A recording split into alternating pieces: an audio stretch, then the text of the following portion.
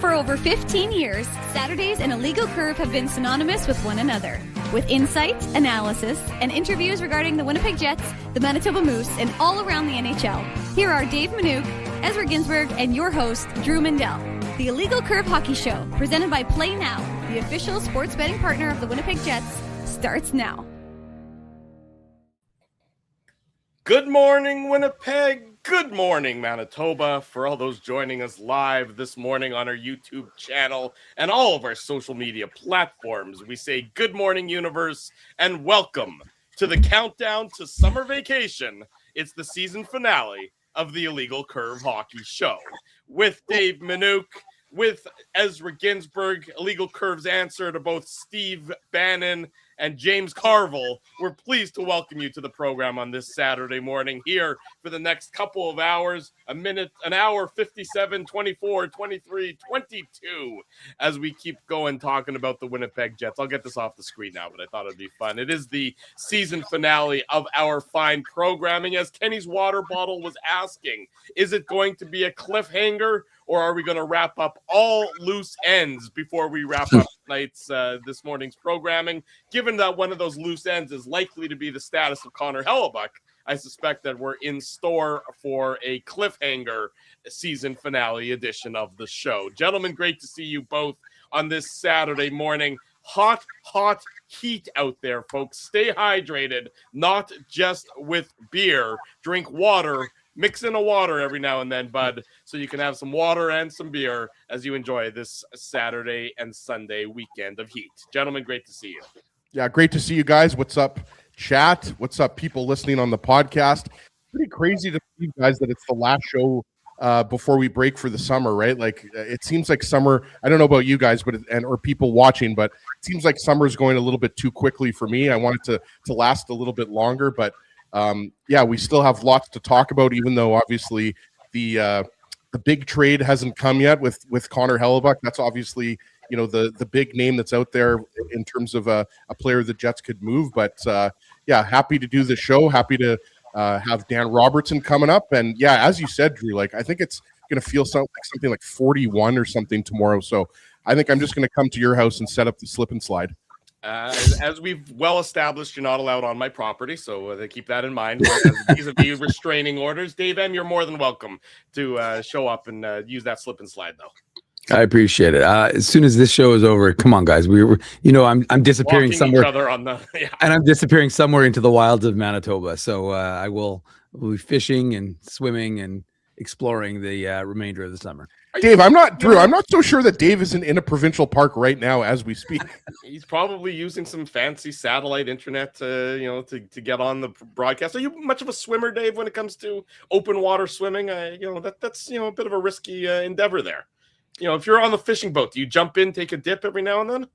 I mean, I guess it depends. If it's going to be 40 degrees, I don't think you have much of an option. You can't really be out there on the water in the mid afternoon heat there, Drew. So yeah, you jump in, you do a little swimming. Went swimming in Little Limestone Lake.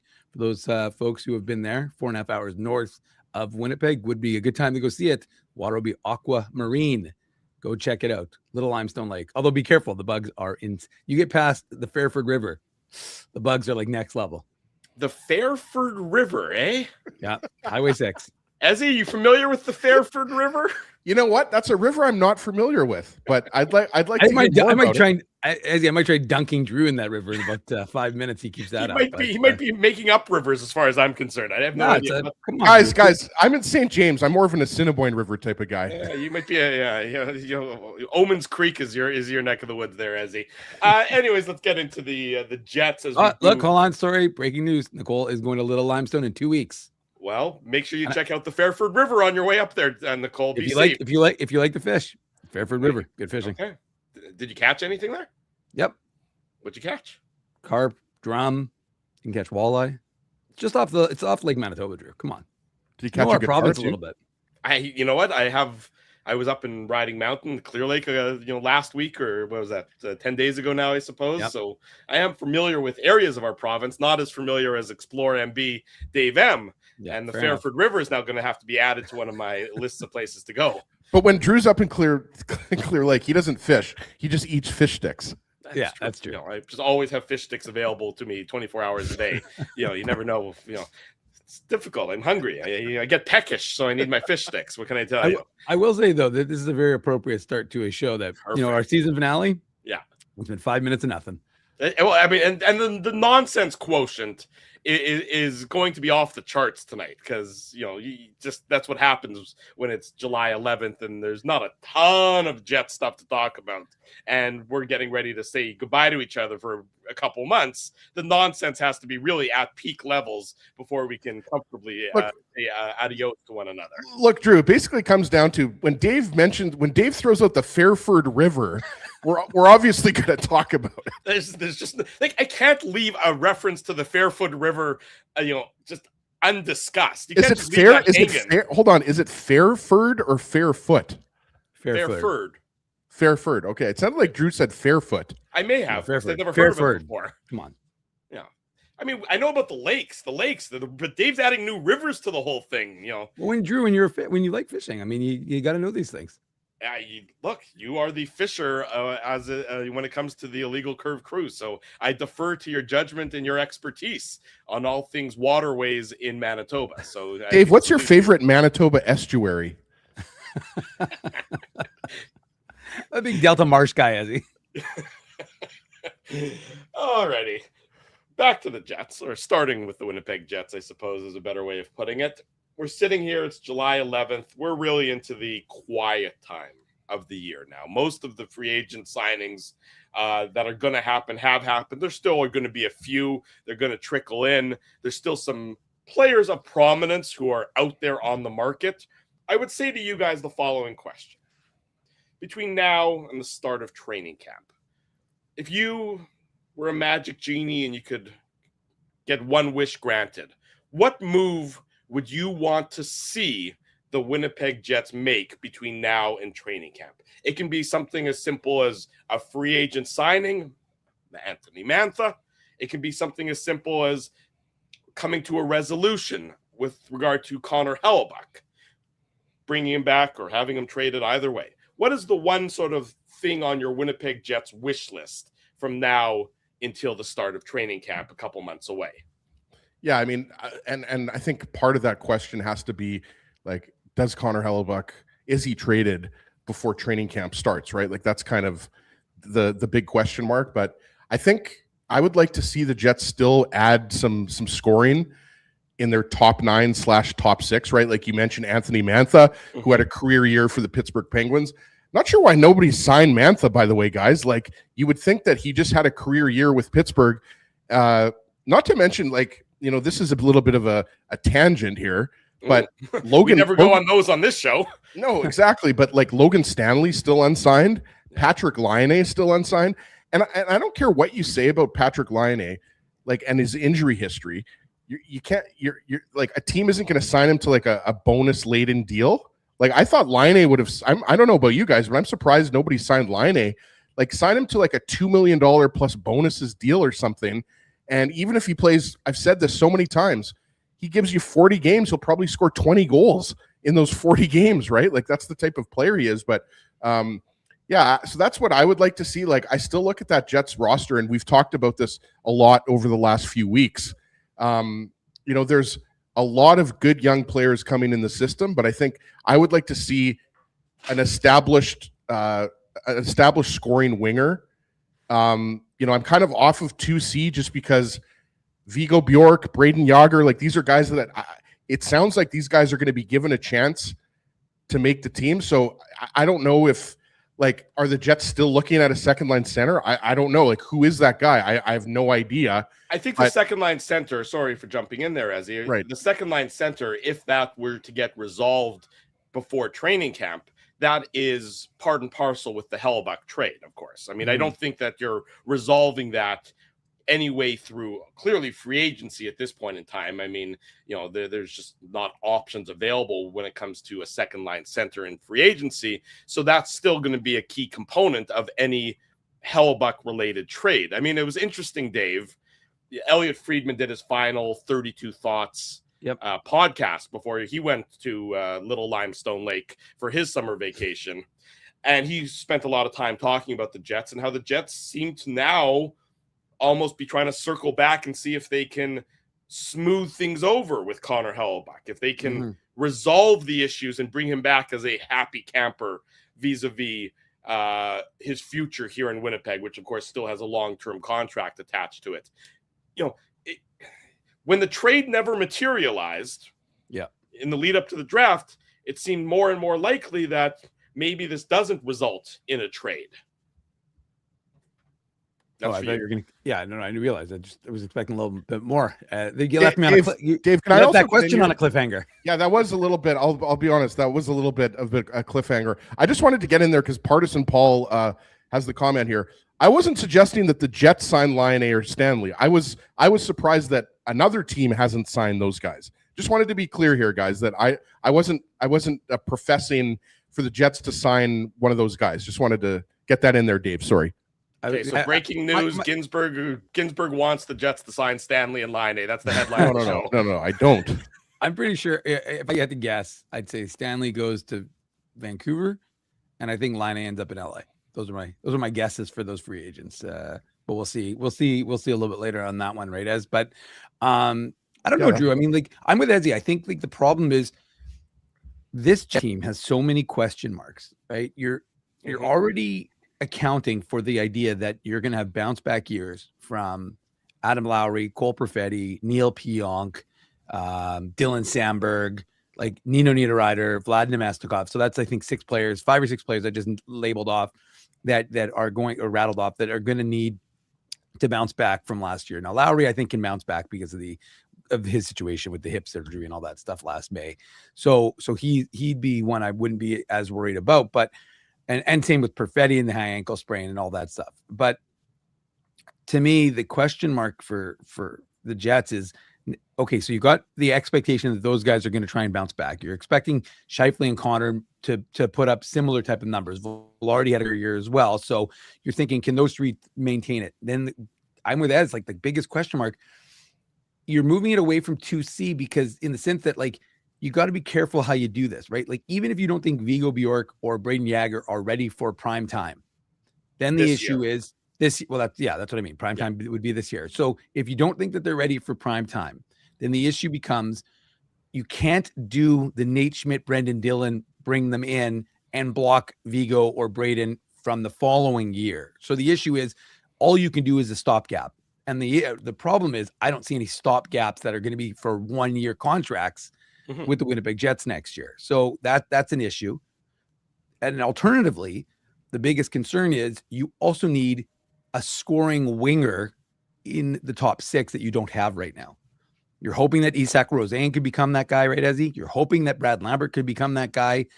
But like hoping isn't a plan. But I think you're less concerned about blocking a Rosen and a Lambert in the same vein that your comment. I mean, well, you look at Bjork, where you draft him, you can't block him because you expect. I mean, you draft a guy that high to be your second line center and potentially your first line center. In a few years, depending on how Scheifele's career trajectory goes. So you hear like a guy like Jake DeBrusk, he is available in Vancouver, right? What did he have? 23 goals last year, something like that. 23 goals last year, 28 goals the year before. I mean, he's a scoring winger, right? So I mean, again, he's available. Maybe it costs you Brad Lambert and something. But the point is, again, we're talking about from the perspective of the Winnipeg Jets trying to win now with this roster. So you may not agree with the philosophy of Winnipeg trying to win now. You may say Winnipeg's had a chance with this roster and it's time for them to sell them and kind of restart the process again, if you will. But the reality is that's not what the organization is planning on doing. So we have to deal in reality. The reality is that's what the organization's plan is to try and win with this group. Otherwise, you trade everybody to a degree and you hand it over to the kids. So right now they're not. So to me, it's like, okay, you've got a situation where if you could add a scoring winger who's got some experience to that second line, then, and again, like I said, maybe you keep Velarde on that line. I don't know, but Bjork, Velarde, and DeBrusk, interesting. Well, so you mentioned DeBrusk, and this is what Frank Saravelli was on Canucks Central just a couple days ago, Yeah. And this is via NHL Rumor Report. This is what Frank Saravelli had to say about Jake DeBrusk. Quote, I've been saying for the last while, why isn't somebody trading for this guy? I asked that question to a couple of teams. The feedback was because he's streaky and the term left on his contract. So that's Frank Saravelli's explanation as to why Jake DeBrusk isn't getting I'm just using him as an example on the trade market. Yeah, and again, I'm not like fixated on Jake DeBrusk. The only reason I say that is because you hear he's available. So if you're thinking, Ezzy, that you're looking for a winger who can score with this group, he's just a player. I get he's streaky, but still, like, to be honest with you, I mean, wouldn't you take a streaky guy who scores close to 30 goals? No, absolutely. I like Jake DeBrusk. He is a little bit streaky. I think there's a lot of guys in the NHL that you could say are streaky. So is Anthony Mantha. Well, exactly. And the thing I think with Anthony Mantha is last season an outlier, right? Like that's you muted yourself.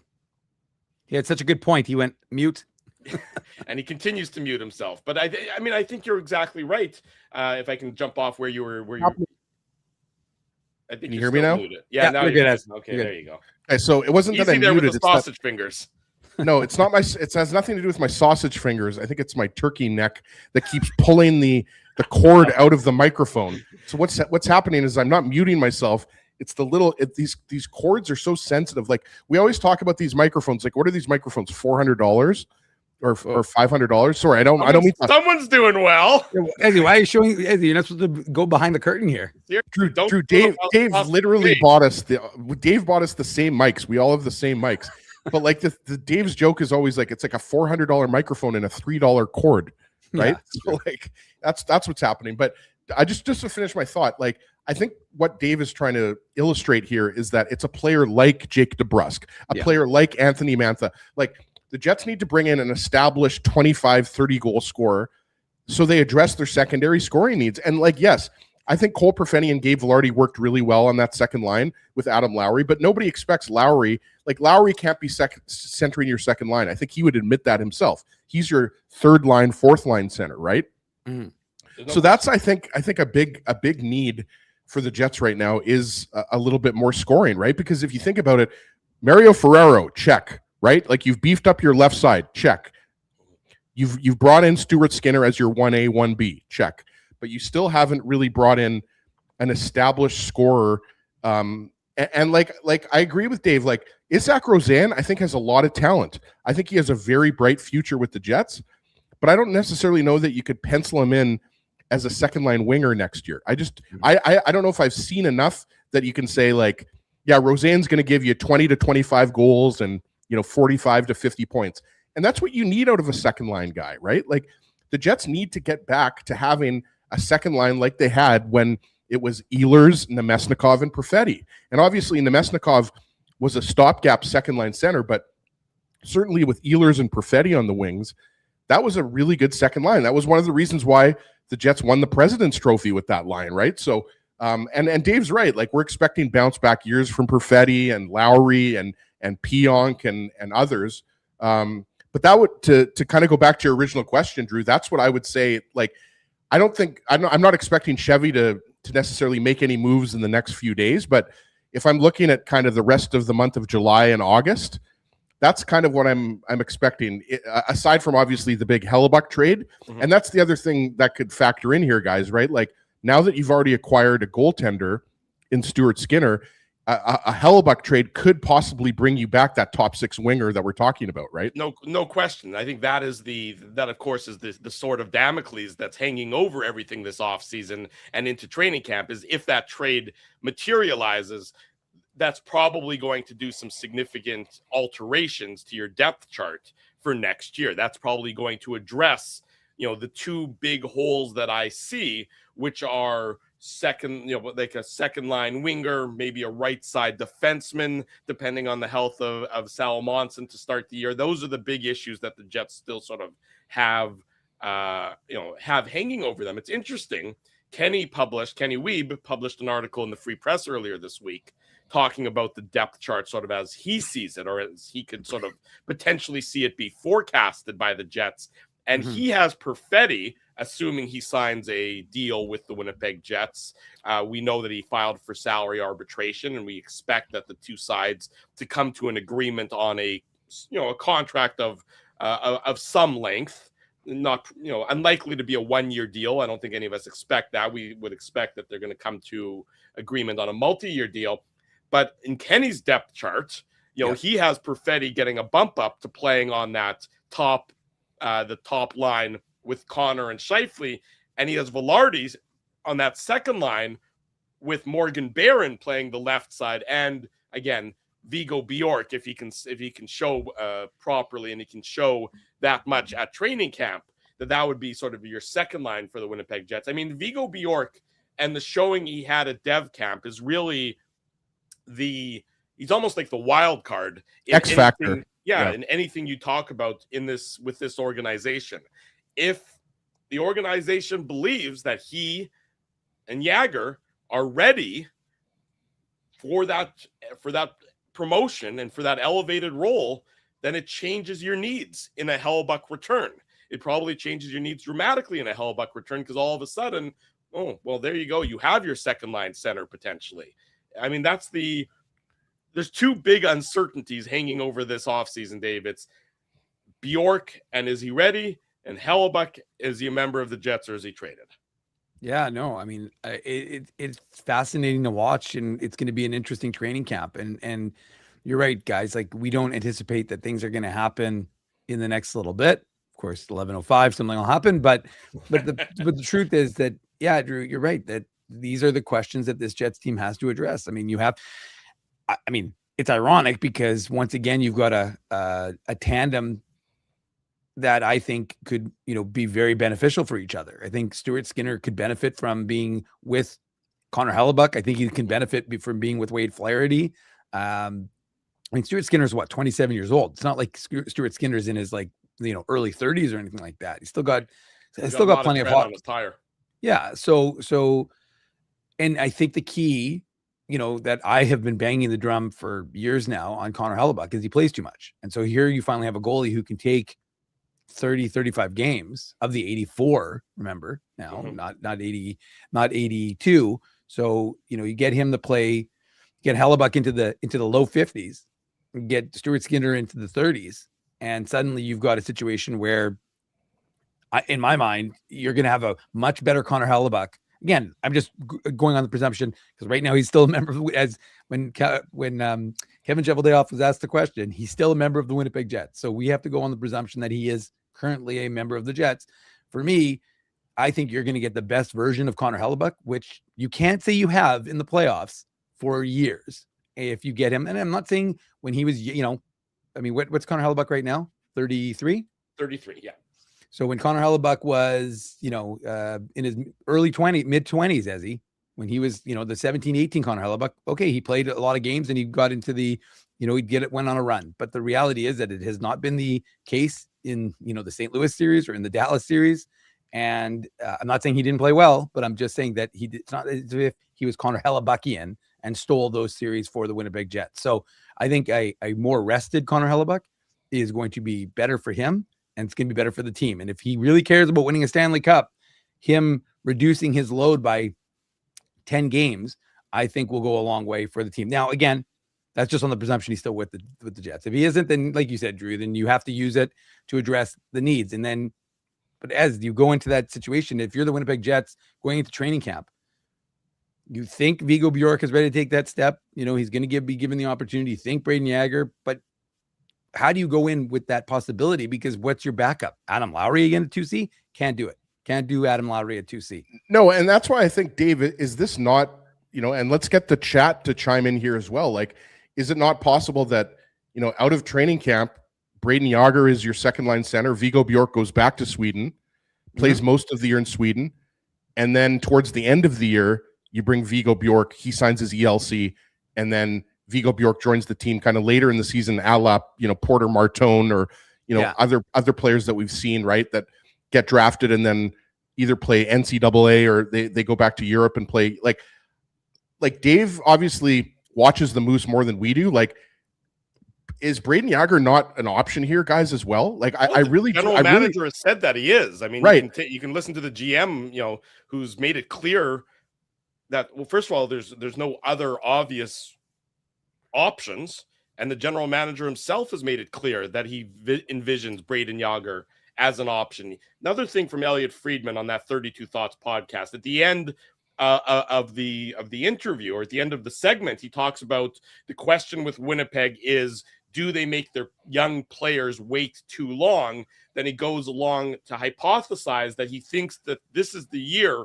the organization will not be afraid to try giving these young guys, specifically Bjork and Yager, a shot at the second line center position. So, I mean, okay, but all due respect to Elliot, though, we've literally been saying this for a year now. Of course we have. Right? Like, so this is not like, basically what Elliot is saying is what we have been saying on this show for, that's not a shot at Elliot. Like I've said, I've a lot of respect for Elliot. Elliot, like, we all depend on Elliot for breaking news. And I have a lot of respect for him as a broadcaster and a journalist. It's different in that he's saying that he thinks the organization has come around to that idea. We've been saying it for a long time that the organization needs to come around to that idea. He's saying that he thinks, from his reporting, his discussions, his analysis, that the organization is also now on board with that. That would be sure. You're right. You're right. That's a good clarification, Drew. I think that they're almost forced to go in this direction. Right. Like Dave, listed off all of the good young players, right? Like, I don't even think, Dave, you mentioned like a Nikita Chibrikov, who I think is banging at the door to get into the NHL, or a guy that Dave has been talking about for a year now is Danny Zhilkin, right? Like, there's like 5, 6, 7 guys, and Elias Salamonson, I think we aren't even including in there because we just assume that he's already established himself as a top right side defenseman for the Jets, right? But I think the Jets are almost going to be forced to go young this year. It certainly, the writing on the wall seems to be that way. Let's continue the conversation by welcoming our good friend Dan Robertson, the television voice of the Winnipeg Jets on TSN 3, to our broadcast. Dan, good morning. Thank you so much for joining us. How are things with you? Things are well. How are you guys? Good to see you again. Yes, you have a much better backdrop than we do so far on this Saturday morning, but soon enough, we too will be venturing to the outside world and engaging in that lovely sunshine that you seem to be experiencing. Yeah, a rest that you guys have well earned. I was talking actually with somebody, just chatting with them, who works for the Jets the other day, and he said it's been kind of a tumultuous summer weather-wise. How's it been overall? It has been tumultuous. Lots of rain. We had about a 3-week stretch where the storms were severe. There's unfortunately been a lot of damage, particularly in the northwest region of Manitoba. Sort of the Dauphin Swan River region of Manitoba has been hit hard. Our thoughts, of course, are with them. And there were a lot of basements flooded in Winnipeg. It's been better over the last week and a half, and it's supposed to be hot as can be this weekend, but it looks very pleasant, let's say, out in the Maritimes where you are, I think. Yeah, it was after the World Championships when I was kicking around. It wouldn't get to 20 degrees. June is always awful, it seems, in Nova Scotia, cloudy and drizzly, but it's turned. So finally, there's not a long summer in the Maritimes, but when you get it right, it's a really good one usually. There you go. So it's amazing that we're talking about summer, but training camp is only about 2 months away, Dan. And so the conversation still on everyone's lips has to do with Connor Hellebuyck. It has to do with additional moves that the Winnipeg Jets might need to make between now and training camp. I guess I'll start by asking, of the moves the Jets have made so far, what are your impressions? What has sort of stood out to you regarding the decision-making and the new additions and maybe some subtractions from the Winnipeg Jets lineup so far? I like the Mario Ferraro addition. I think anything I've read that about that maneuver to sign him, nobody's been negative about it. I don't think he's been buried for years under some poor San Jose teams, and obviously just kept his chin up and kept kind of doing the work. And I'm sure you guys would agree. He was a name that seemingly came up every year the last 3 or 4 years when it would come to trade talks because of where San Jose usually was in the standings, and just a dependable guy. So getting him kind of lengthens the decor, I guess you could say, and it bumps Hayden Fleury back in theory. Fleury can be a good 7 guy and can fill in when he has to. So um, I guess overall, when I looked at what Cheveldayoff did or did not do, and it's impossible to know exactly what he didn't do, what was in front of him. I think sometimes fans always want to see more activity and more signings, but I think this is cliche, but some of the best moves you make are moves you don't make, right? You don't want to get into signing somebody at a ridiculous contract, whether it be term or money. So, this Skinner signing, I think we were all fascinated by that, thinking, okay, that's the first shoe to drop, and then Hellebuck will be out the door. But I think that's a nice signing too. It's funny when you guys just said he's 27 years old. I thought he was older. It seems like he's been around a lot longer. Mhm. But it's a guy I think in a right situation can give you quality minutes, whether he has to be the number 1 guy or kind of the number 2 guy. I'll be fascinated to see if Hellebuck stays with them the whole season, how many games Skinner will get to play. We know he's capable of playing a lot of games, and we know that Hellebuck loves to play a lot of games, and his say is usually an important one. But who knows if he'll even be there by the time the trade period comes and goes, if not before that. Dan, right before you came on, we were talking about this idea of an organizational shift to youth, whereas maybe in previous years the Jets wouldn't have brought in this many young players. But I won't name the players again, but we all know how many, especially young forwards, are kind of just knocking on the door to bust into the NHL. Do you think that that's something that we're going to see this year, which may mean players such as Vladislav Nemesnikov and Nino Niederreiter, maybe they get traded, or maybe they don't get as much ice time because of just the pure number of young forward prospects that are, as I said, just banging on the door to get into the NHL? And it's kind of a two-way street. It's you'd love to see those young guys grab spots for a lot of reasons. I mean, financially speaking, the Lamberts of the world or Jagger, if they were able to pry their way onto the roster, they don't make a lot of money. They have some quickness and speed that the organization needs. And you mentioned Nemesnikov and Niederreiter. Those are 2 guys I think who will be traded by the time when the time comes. They're guys who, and I know that's a long ways away, obviously, but they're in their early 30s and both took a step back. Literally, we saw Nino at the Worlds.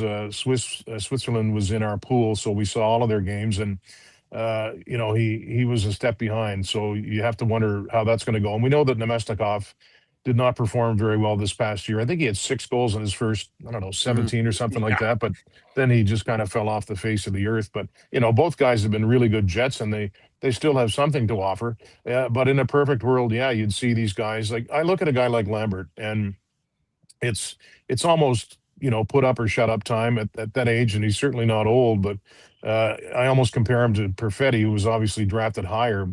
But a few years ago, you're thinking, okay, when will we see a breakthrough? Did we see enough from him last year in kind of spot duty to convince us that he is going to be a top 6 forward this year? I don't know. There were times when he'd get to the inside of the ice and times when he used his speed well, whether it was with the puck or without the puck. So I think he did enough to get a really long look at camp. And that's just speaking of Lambert. But, I think it's probably in the Jets' best interest to give these guys a really long look and give them every chance to succeed or every chance to fail, I guess, depending on which way you look at it. Dan, we can't ask about the young guys without talking about Vigo Mania. And I know you weren't here for after the Jets selected the kid with the 8th overall pick, but he's got a great personality. Fans in Winnipeg seem to really love him. I mean, here's a big question mark. And we spent the first half an hour of our show talking about all the sort of uncertainty with the Jets roster and having, bounce back years from a number of guys who suffered from injury last year. But from your perspective, do you see that as part of that philosophical change, giving a guy like Vigo Bjork or a Braden Jagger a shot at that 2C position? Well, I'll start with this. I'm really glad for Jets fans. I mean, obviously he's a terrific kid and an engaging personality and somebody to get excited about, and immediately becomes their top prospect. And I mean, it was just one game, but I called a Sweden game at the World Championships, and I was kind of, we had an eye on guys like Albert Schmitz, who was playing for Latvia. I thought he might fall into the grasp of the Jets at 8.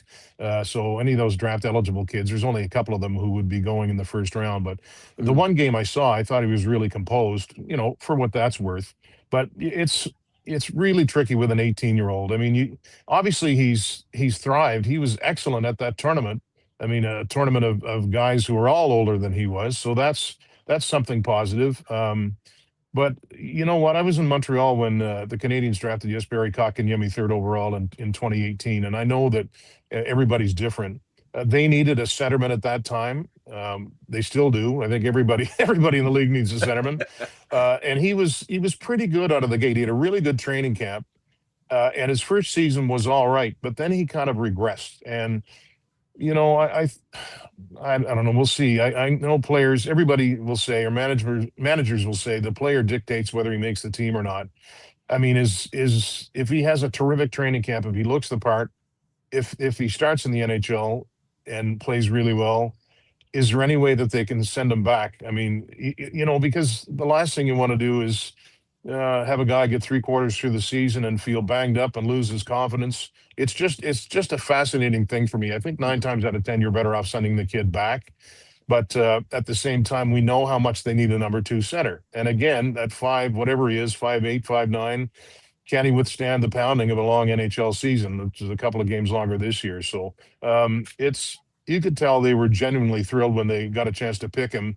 They're always going to say their first round pick or whoever, they were glad that he was still on the board, but you know, they meant it. So he could be someone special in a way. I don't know how many points he'll get in the prime of his career, but he looks like a really solid option. Can he play at 18 on the second line center? That's a pretty tall order for anybody really coming into the NHL.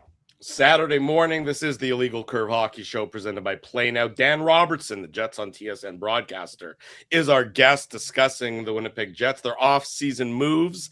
Dan, one of those off-season moves saw Cole Perfetti file for salary arbitration. No surprise. A perfunctory move, most people would say. The team, the player, both sides have said the right thing about getting a longer-term deal done. We know that last season for Perfetti was such a wash because of the injury that he suffered early on, and it just never was able to overcome that. At his peak, what do you think Cole Perfetti can put up for this Winnipeg Jets team? It seems like, you know, despite the number of years he's now played for the team, there's never been a season where it's all come together perfectly for him just yet. Right. So 2 years ago it was 50 points, right? I think it was 18 goals for him. Yeah. You know, I'm not begging off the question, but I think a lot of it, because of the type of player he is, depends on who he's with. He's a facilitator. He's an interesting guy. I kind of referenced him a minute ago. It's every year it seems at training camp, you're thinking, okay, this is the pivotal guy. This is the guy that if he is really good, can take some of the heat off the first line. Can he drive a line? You know, I don't know that. So I think peak Cole Perfetti, if it's more than 65 points, I'd be surprised and I'd be shocked. I mean, there's a lot to like about him, but at the same time, it's, you know, the straight line speed is a concern. I mentioned the ability to drive a line, however you might define that. It's, you know, it's questionable, but I think if they get him surrounded with the right pieces, eventually he could be, you know, a 60-point guy. He's 24 years old now, so the time is now.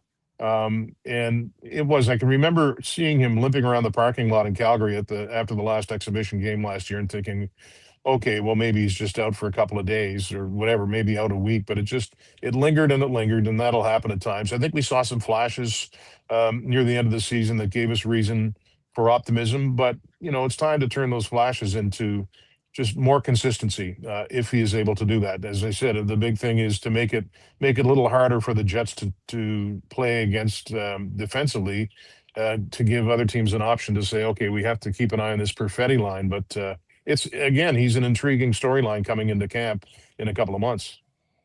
Dan, I wanted to ask you about Morgan Barron, not just because he hails from beautiful Nova Scotia like you do, but we were talking about the depth chart, and I think, and we've talked to you a lot about Morgan Barron because I think in a year in which there was a lot to be negative about with the Jets, Morgan Barron, along with, you know, other Jets, was one of the bright spots, right? And when you look at this lineup, and you know, Morgan Barron is that type of player that can play on any line. I think you would agree with that. But if there's one player that you think deserves, in the forward group specifically, deserves an elevated role, would that obviously be Morgan Barron?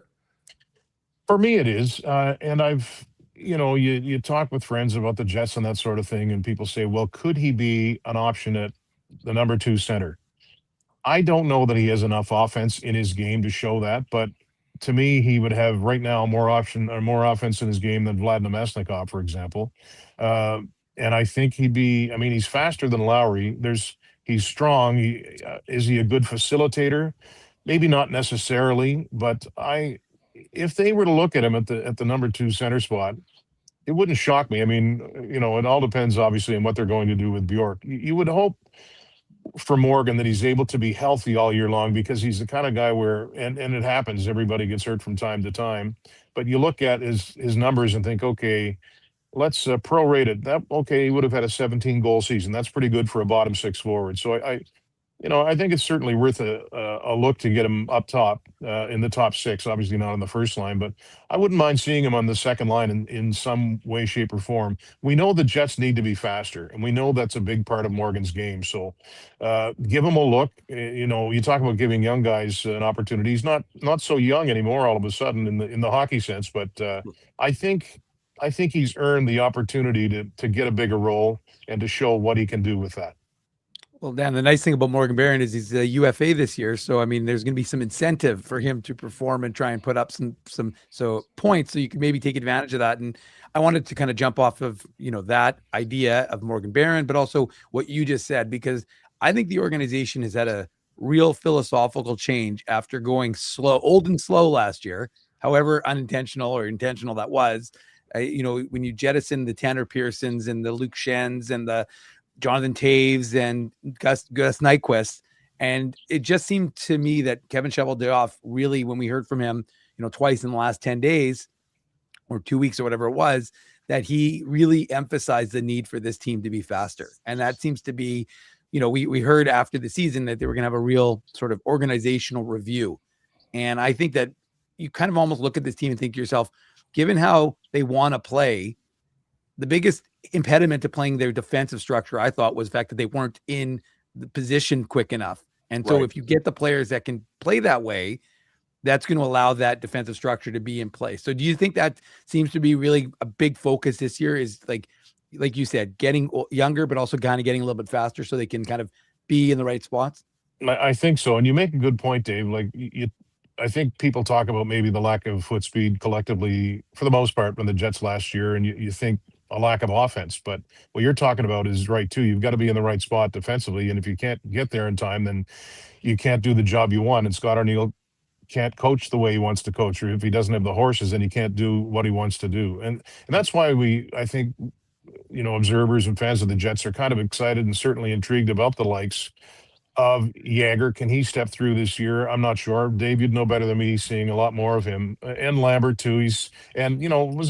I guess it was before last year's training camp that Cheveldayoff talked about Lambert. He mentioned him by name as to a guy that could have an opportunity and a good opportunity.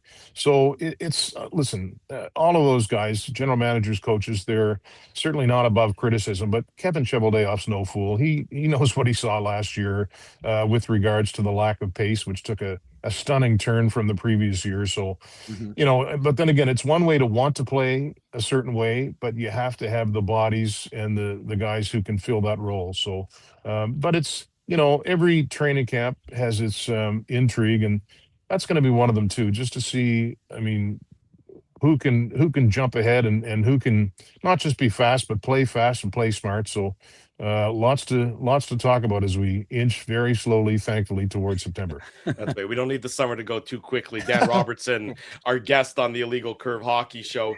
Dan, for the longest time, the need for the Winnipeg Jets, everybody would say, was that second line center role. Well, now with the drafting of Vigo Bjork, maybe the continued development, probably to a lesser degree, of Braden Yager, maybe second line center isn't as glaring of a need in terms of a return in a Connor Hellebuck trade. So if that trade were to materialize between now and the start, whenever that trade materializes, if it materializes, what is priority from your perspective coming back to the Winnipeg Jets if it's no longer second line center necessarily? Well, some more scoring on the second line, right? Whether it's a winger or not. And I I mean, I found it was interesting, not to get away from that question, I'll get back to it, but I like the Kevin Cheveldayoff's that he put an end to it, any speculation as to whether they might use Bjork on the wing. He said he's a center, period. So that shows us that you can pretty much pencil he and Scheifele in it, obviously Scheifele at 1 and then Bjork number 2 when he gets here. You'd like to see maybe somebody with a little more skill on the left side. But as I say that, I mean, now those slots are filled. You've got Morrissey, Sandberg, and Ferraro's going to be your number 3 guy. So maybe that wouldn't be something that would make a lot of sense.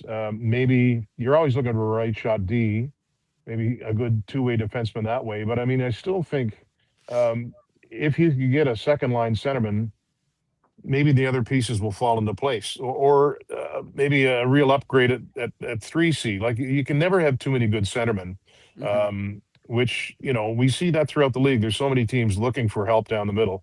You've seen the name, and I'd be interested from you guys what you think. You've seen the name Ryan McLeod out of Buffalo. Would he make sense? And maybe McLeod's a guy who was pushed down the lineup in Edmonton a little bit. A pretty good skater. I don't know if he'd be a good fit, but as I say, I think, it's such a valuable commodity to get a quality centerman back. If they make that trade, I think somehow they have to find one somewhere. Well, absolutely. I mean, yeah, go ahead. Jets, sorry, just going to say that, the best season the Jets had, Brian Little ended up as their 4th line center, basically, by the time they hit the playoffs. Right. Who were the top 3? Well, I mean, you had Scheifele, Stastny, and Lowry. Okay, right on. Oh, Stastny. I forgot about Stastny. Yeah, that's when they acquired him from St. Louis at the deadline and went to the final. I mean, if all of a sudden Adam Lowry, who's not getting any younger, and everyone's hoping for a bounce back year. You're not getting any younger either, Drew. Hey, I'm not. We all know that, Ezzy. But all of a sudden, if Adam Lowry is maybe your 4th line center, I mean, you're hard pressed to find a better 4th line center in the entire NHL and go up the middle with, if it's a guy like a Josh Norris or a Ryan McLeod coming from Buffalo, and maybe Bjork or Yager can flip-flop 2-3-3 or 2C 3C with a guy like that, and all of a sudden you go Scheifele, Norris, Bjork, Lowry up the middle. Right. Well, that's, I think, an enviable mix of centermen that every other team in the league would gladly have. Yeah, good problems to have, right? Coaches can figure it out when they have the horses. They can make a plan and get the right guys in there at the right time. So it's, but I mean, that's, right up until the speculation started about Hellebuyck. I mean, we've all been glued to social media, I think, and wondering if and when it's going to happen. You wonder. I was speaking with somebody the other day about it. Will it be a distraction when they get to camp? If Hellebuyck is still there, how long will that talk go on? Will they kind of put an end to it right away and say, I'm going to discuss this once and that'll be it? I mean, it's, teams go through it whenever there's kind of speculation over whether a guy will be moved, but it's pretty fascinating as we're in the summer now. But I think all the Jets fans are kind of keeping one ear to the ground and wondering if something will happen along the way. Dan, I realize this is a Jets-centric show, but it's July, and we obviously just had some massive news. Speaking of top centermen, Leo Carlsson, I gotta pick your brain on that, because we haven't had a ton of time to talk about it on this show. But what were your general thoughts on the Leo Carlsson offer sheet? Were you surprised that the Ducks matched it? And what do you think? What precedent do you think this is going to set in the future? Like, do you see teams signing their players a little bit earlier? Because certainly Leo Carlsson making $18 million a year is gonna throw future contracts a little bit out of whack. Well, first of all, I'm probably like a lot of people. I looked at the tweet about 6 times because I thought, is somebody messing with me here, And it's pretty crafty of Daniel Briere, and a lot of heat is falling on Pat Verbeek right now. I think they had to match it. I mean, they have taken such a step forward as a franchise. I mean, they're terrific depth, young defensemen. They look good. There's good pieces up front, and we've seen some young players come through that way and make a difference. But obviously it throws your salary structure out of whack, and Verbeek has to be kicking himself. We've heard that he was just not signing him originally over a comparatively small amount of money, so that can sting you for a long time. But I really like that guy. I mean, he's a horse, and just watching him, he's played. I don't know his numbers against the Jets, but to me, if I'm right, they've been pretty good. He's played well whenever they played Winnipeg, and I've always kind of look at him thinking, this kid is whatever 20 years old, and he's doing this right now. So, he could be a stud for a long time. I think if they let him go to Philadelphia, you get 4 first rounders back, but you don't know where those first rounders will land, what quality of the draft it'll be that year. So I think it's what they had to do, and I do think that it's a cautionary tale for other GMs. Like, get out ahead of it. If you have to sign him for a little more than you normally would, then go ahead and do it. But it's just overall, I mean, with the cap going up and with the money now, you can look at it. You're a player and say, okay, Carlson's making this. I'm better than he is, or even like, I know it's a different situation, but what the Hawks are paying Bo Byram, I'm thinking if I'm a young defenseman and I'm anywhere comparable to him, I'm pretty happy. So it's interesting days, financially in the league, but and you wonder too, like you talk about feelings and hard feelings in the room. Will there be any from between Verbeek and Carlson? I'm sure they've already talked it out, but it's I'm sure Verbeek, watching him as a player, knowing what he was like, this is probably still burning him. But it was just a fascinating couple of days, and still really interesting to me. Now, Dan, we talk about, we're all from Winnipeg, and so we love it here, but sometimes, Winnipeg needs a little bit of a boost. And Alex Tuck was recently on the Andy Strickland's podcast talking about, variety of things, including the fact that Zach Benson was saying that Winnipeg is better than Vancouver. So do you think that the Jets need to make sure that those comments are just elevated and put out there to the entire hockey world? And maybe, the folks at Travel Manitoba need Zach Benson to be the official mascot, because he spent 3 years here. He's a Chilliwack, BC kid, but spent 3 years with the Winnipeg Ice. Do you think that more comments like that are going to help the Winnipeg market? Well, it never hurts. And Kevin and I actually called the Western Hockey League final a couple of years ago. It was Seattle and in Winnipeg, right? So that he was playing, and I thought, this is an interesting player, and he's turned into something special in his own way. But it's cool, right? I mean, people know we talk about this endlessly, but people know once you get established in the city what it's like, and how kind people are, and just the vibe, and I guess what the team means to, I always say this, not what the team means to Winnipeg or not even Manitoba, but just so much of the region, Saskatchewan and northwestern Ontario. And I'm not making this up. I always drive back from east to west, or to central Canada when the season starts. And I stopped in Dryden last year on the way through at a restaurant, and I had a couple of people come up and just talk my ears off about the Jets, and they were saying how much they like it or enjoy watching the Jets and keeping track of them from there. So it's kind of a neat thing. But I didn't know that about Zach. So if they can sort of send him a sack full of money somehow undetected, that might be a good thing to do. Organization can't do it. Travel Manitoba will do it. It'll be tampering otherwise. So the organization just the Travel Manitoba has to hire him under those auspices. Dan, you look around the league, and for all the franchises that had really disappointing years, there were sort of different approaches taken. In Toronto, they cleaned house. In Winnipeg, by and large, status quo. What do you think Scott Arniel and the coaching staff have sort of learned or taken from that implicit vote of confidence to some degree, given that they still have another kick at the can to turn this thing around for next year? I think it is a vote of confidence, like you say. And I mean, it's been a patient organization with, from Mark Chipman on down. And I think that has its bonuses. I think at times it has its drawbacks. I don't want to start this talk, but I'll be interested to see if they get off to a slow start, how much of that vice starts to turn a little bit. Is Arniel on the hot seat? I mean, final year of his contract.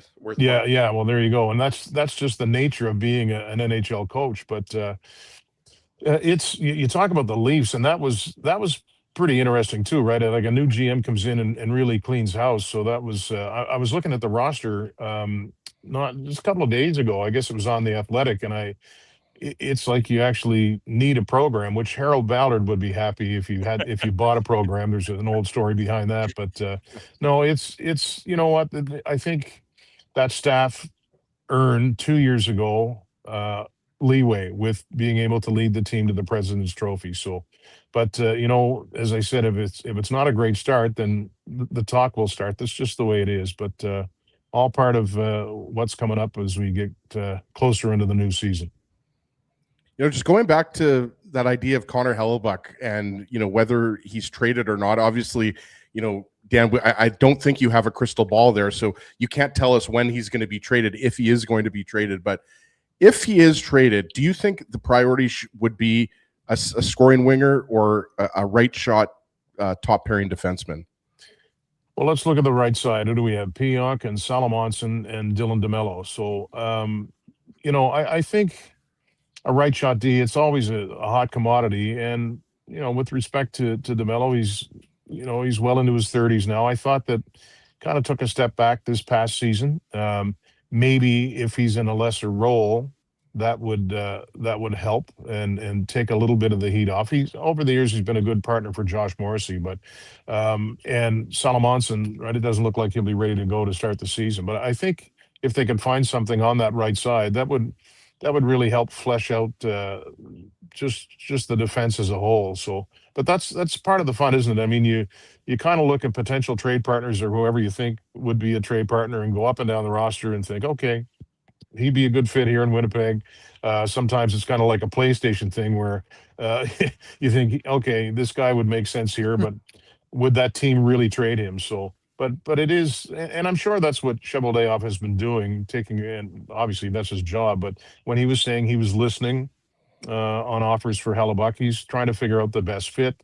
And but yeah, the right side D, I think, would help. And yeah, they do. They need scoring on the top six. So I guess you could go up and down the lineup and say, yeah, we could use an upgrade here, there, and everywhere. But unfortunately, it's not that simple.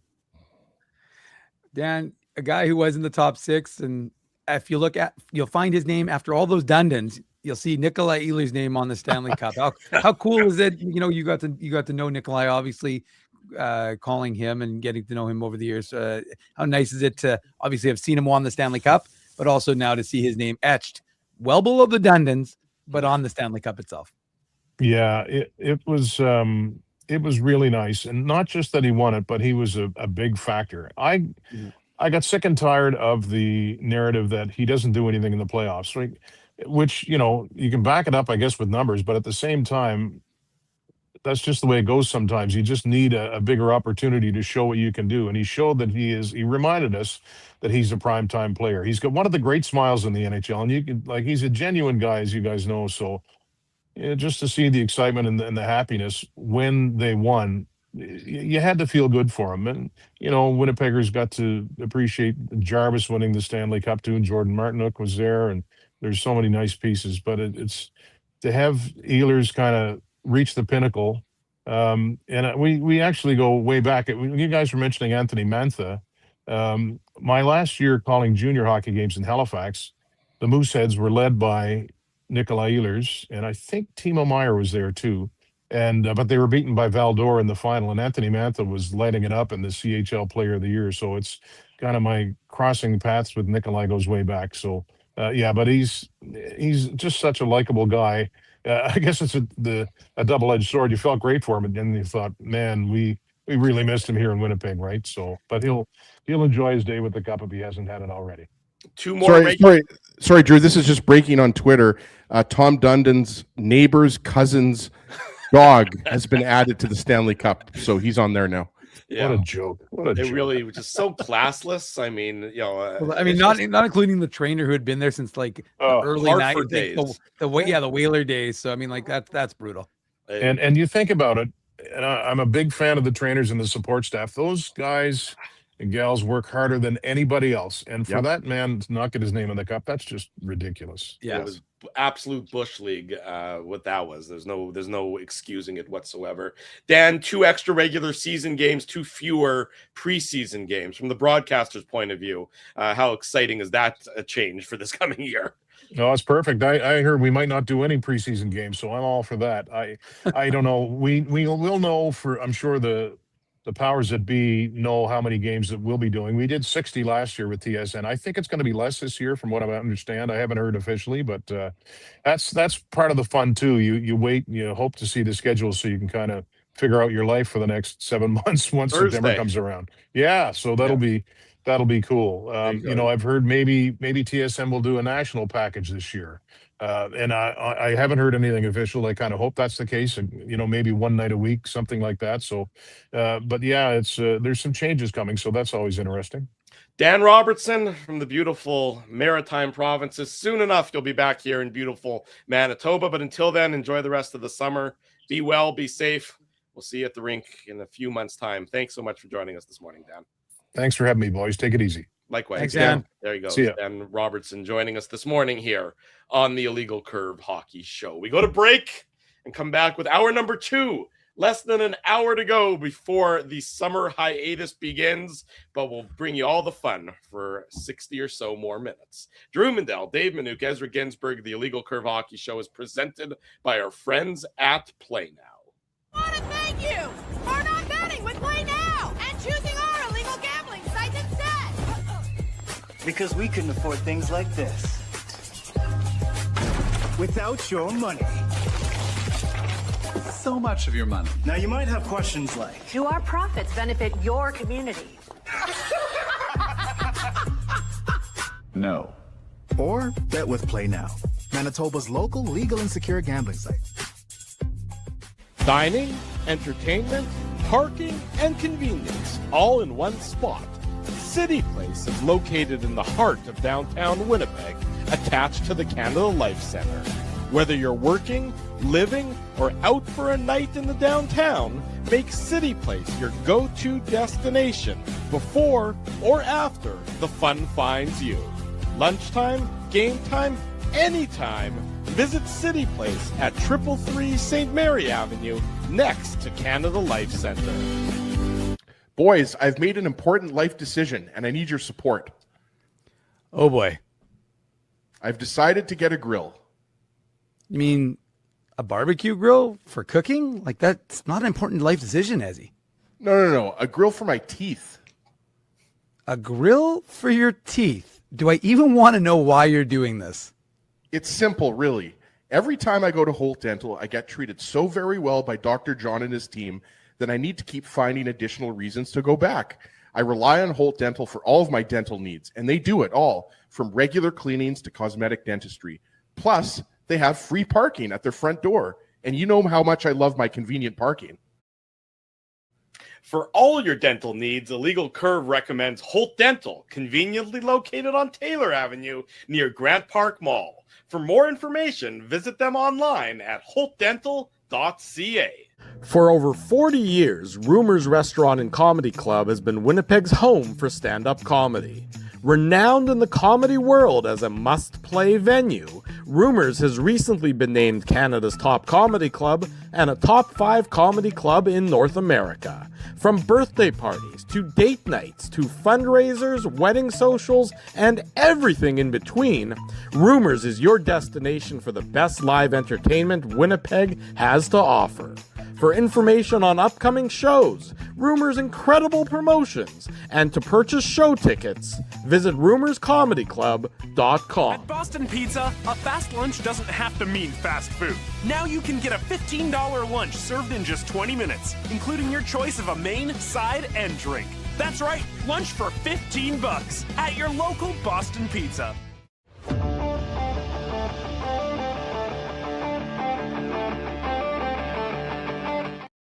Welcome to hour number 2 of the Illegal Curve Hockey Show. Drew Mindell and Dave Minuk. I looked up for a second and he's gone. He's back. There you go. No, he's on the phone. He seems to be going for a walk. I'm unsure what's happening. He's walking around St. James now. Is he getting? Are you getting steps in? Is that what's happening? What's going on? It's my computer again. The battery died. I don't know if you guys could tell when we had Dan on that I was fumbling around. I'm in my we backyard. could see the fumbling. We saw the best shot, and fortunately for the audience, they didn't see it. But was your boss? Particularly like when the camera scanned down as you were trying to fix the computer, and it just focused right on that midsection. There was like a bowl full of jelly that was my there. little pot belly. Yeah, there's no pot in that belly, my friend. There's Ezzy Snackatoba thinks you're looking for Little Limestone Lake. Yeah. No, I'm just in my backyard here in St. James. boys, it is only 10 after 10 or whatever, something like that, 10:07. Yeah. And it feels like it's like already like 30 degrees Celsius. Well, So maybe this is face gonna be the a other hot way. day. There we go. Use the sun right. as your friend. There we Now, go. just so we're clear, you're not wearing any sunscreen or anything. Oh no, he'll be torched. No, I've got a hat on though. Yeah, that hat is definitely the equivalent of sunscreen. I mean, on your face too. Like that side of the face that's got the big shiny sun on it right now. That hat is doing wonders for it. Let me tell you. In any event, nice to still have you with us despite your computer foibles. Dave mentioned in the interview with Dan, and it was great catching up with Dan, of course, about Alex Tuck in his interview on the Cam and Strick podcast and what he had to say about Zach Benson. So here I've got it up on the second screen. So let's see if I can get it to work properly. This is Alex Tuck talking about Zach Benson, and then he gets into talking even more so about his impression of positive thoughts about Winnipeg. Here we go. When he first came in, no, but I'm into a hell of a player because of it. 140 points. It helped him a lot, and it helped him as a person. But no, there was no dull moment when Zach Benson's around. He will say some of the most ridiculous stuff you'll ever hear, and you'll just be like, well, that's Benny. Like, he has zero book smart too. Oh, jeez. But like, he was, but it was, because he just cared about hockey. He doesn't care about that stuff. And he's like, honestly, but like, he's got the street smarts for the most part, like to get around, like he's fine, but he has some of the worst takes in the history of takes. Like, give me one. I could say this because my wife is from Vancouver, but he said that Winnipeg's a better city than Vancouver. Okay. And so Benny's from Vancouver. That's a terrible take. And he's from Vancouver. He's from Chilliwack. And he's like, no, I'd rather live in Winnipeg. I was like, dude, what are you talking about?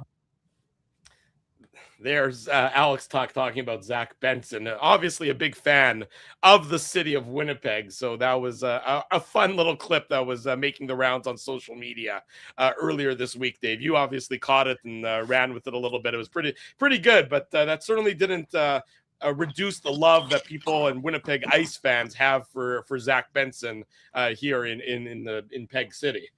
Yeah, I just thought it was funny. Again, like I said, I'm a big fan of Vancouver. I've been out there a lot, but I appreciate broadcasting from there right now. I may be indeed. I may indeed be in Vancouver. That's a good point, Drew. But no, I just thought it was funny. Guys, I think Chevy needs to bring in Zach Benson into the Jets organization. I think that's what's got to happen here. But why? Like the funniest thing is, like, obviously, like, you're comparing Vancouver to Winnipeg. It's apples and oranges, right? But like, to Dave's point about Zach Benson playing here with the Winnipeg Ice, right? Like, he obviously loved the city and he loved his time, so you love to hear it. But like, as a Jets fan, you're probably thinking, like, how do we get this guy in a Jets uniform, right? But he signed a big contract, right? Like a $50 million contract. So good for him. He was excellent for the Sabres in the playoffs. Yeah, I don't think he's going to be part of a Hellbuck return, unfortunately. Ezzy, I'm going to mute you when the planes are flying overhead. Yeah, that's the problem when you're in a plane. The best was like Drew starts playing the clip, and all of a sudden it was just all we heard was the sound of a jet flying overhead.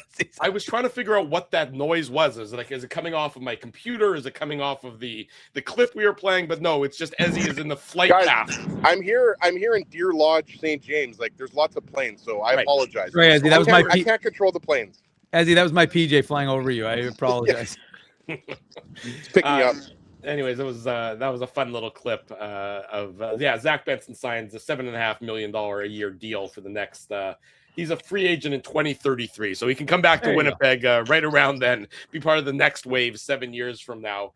It was funny though. We were talking to Dan about the needs and the priorities.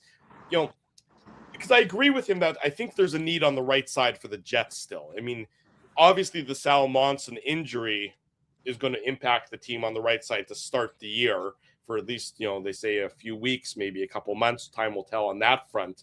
But I do think that if you can still find a way to upgrade that right side of the defense, that's going to go a long way. Dylan DeMello is not the same player he once was. Neil Pionk, hard to tell what he is as a player at this point, given the litany of injuries and everything else. But all of a sudden, I think the Jets' priorities, when when the talk about a Hellbuck trade was first starting, the expectation was you needed a second line center back and you needed a goaltender back.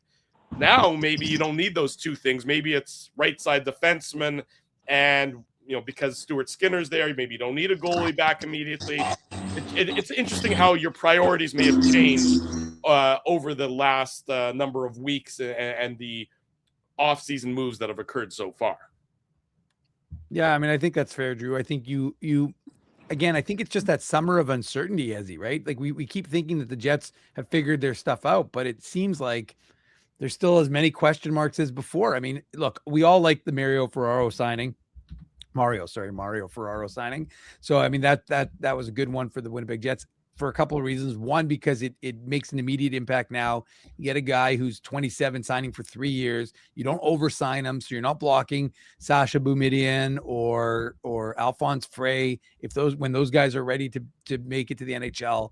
So that's a really good move by this organization. Again, the right side, sure, there's going to be question marks there. You've got we asked Kevin Cheveldayoff on the Friday, I think it was, just for updates with respect to Salamonson. He said that he's progressing and stuff like that, but as we don't know if he's going to be ready. So, does the Jack St. Ivany or whomever, if it's maybe they move Hayden Fleury over to the right side, give a Tyrell Bauer a shot on the right side. We don't know what it's going to look like because we don't know when exactly Salamonson is going to be ready to go. It may not be till October. So, I mean, they're going to have someone there. And so, yeah, your priority seems to have shifted now, Drew, because again, you can't get back a 2C in a Hellebuck move. You just can't do it because it's just going to, like, anyone you're getting, you're presumably going to get someone with term. And again, unless your plan is to have, Scheifele, return player, Vigo Bjork is your 3C and Adam Lowry is your 4C. And then that's how you kind of like what the Panthers have done with Lundell, right? Is that they brought Lundell in and played him at the 3C role, early in his career with the intention, I presume, when their other guys are starting to take a step back to move him into that spot. Well, I can foresee a situation to that point, though. I can foresee a situation, because you got the, Jagger as a option as well. If you return a second line center, if you return a center in a Hellebuck trade, I could foresee a situation where Jagger gets moved to the wing and they try him out over there, because there really isn't room for a fifth center when you go Scheifele, Bjork, Lowry, returning center. Then there's really seems to be a logjam. Maybe that's part of your solution to improving your offense is moving Jagger, kicking him to a wing, albeit that's not a place he's particularly familiar with. Yeah, absolutely. And I think, just getting back to that idea of, bringing in a top pairing right shot defenseman, which is obviously not easy, guys. There's a lot of teams that, there's only so many teams like Buffalo, who are stacked on defense, right? There's less teams like that, and there's more teams like the Jets. And I think that speaks to a bigger conversation about the future of this defense, because Elias Salamonson is obviously the future on the right side, right? Like, I've argued he's arguably already your most talented right shot defenseman. Like, and I'm not saying like second or third most talented, I'm saying most talented, ahead of Neil Pionk and Dylan DeMello. And yes, I realize he's only 21 years old, but the future on the right side is not as clear as the left side. Like Dave said, because you signed Mario Ferraro to a 3-year contract, for at least those next few years, it's Morrissey, Sandberg, and Ferraro. On the right side, you've obviously got Pionk and DeMello under contract, but these guys took a step back last year. And I think the question has to be asked, like, do they have to move on from one of these players? And again, I'm not sure how they accomplish that. This squirrel will not shut up here, guys. This chipmunk, my kids and I call him Rocket, but like, I don't know, he's being like extra. Hang on. It's the same chipmunk? Yeah. What do you mean? Chipmunks live in the same yard, Drew. They climb around trees and on your house. And what do you mean? Well, they do move around. They have freedom of mobility. It might not be the same chipmunk. How do you know it's the same chipmunk? Yeah, I'm with Ezzy on this one. They tend to stay in the same areas. They stay in the same area. I know it's the same chipmunk because he always goes up the same tree, and he goes across my neighbor's garage. He goes on like on a tree onto my roof. I would pay so much money to see that chipmunk just Jump on Ezzy. launch on Ezzy's face right now and just attack him viciously. Actually, after the show, Ezzy and the chipmunk are looking for acorns together. No, I have a great relationship with the chipmunks and the squirrels in my backyard. By the way, Ezzy, I don't know if you can see the comment on the chat, but as a former Winnipeg and Deer Lodge boy, as you picked a great place to live, don't spend too much time at Sergeant Sunday. That's from Deer Lodge boy.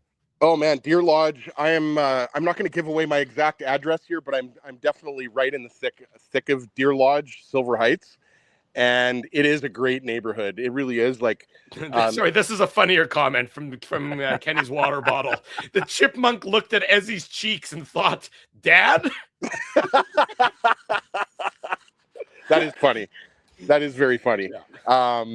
But yeah, great neighborhood, but the chipmunks are being a little bit loud. But no, going back to guys, what we were talking about before. I mean, there's still lots of question marks, like Dave said. Like, yes, you've brought in Mario Ferraro, you've brought in Stuart Skinner, but I mean, there's still question marks about that second line. And I think training camp is going to determine a lot of that. But the big unknown is the Hellebuck trade, and I hate to sound like a broken record, but you'd have to think, guys, that it's going to be a package coming back. Like I don't think anybody's expecting the Hellebuck trade to be 1-for-1. No. I just don't at least I don't see that happening. That's why you heard like it was a package coming from Buffalo in that proposed trade, right? So I still think you might get a center and a defenseman back, but just going back to what we were saying before, I think that right side is a concern. Like again, Dylan DeMello, Neil Pionk, I think they're good defensemen. But are they a number one defenseman on a really good team? I think that's the question. I think I would say no.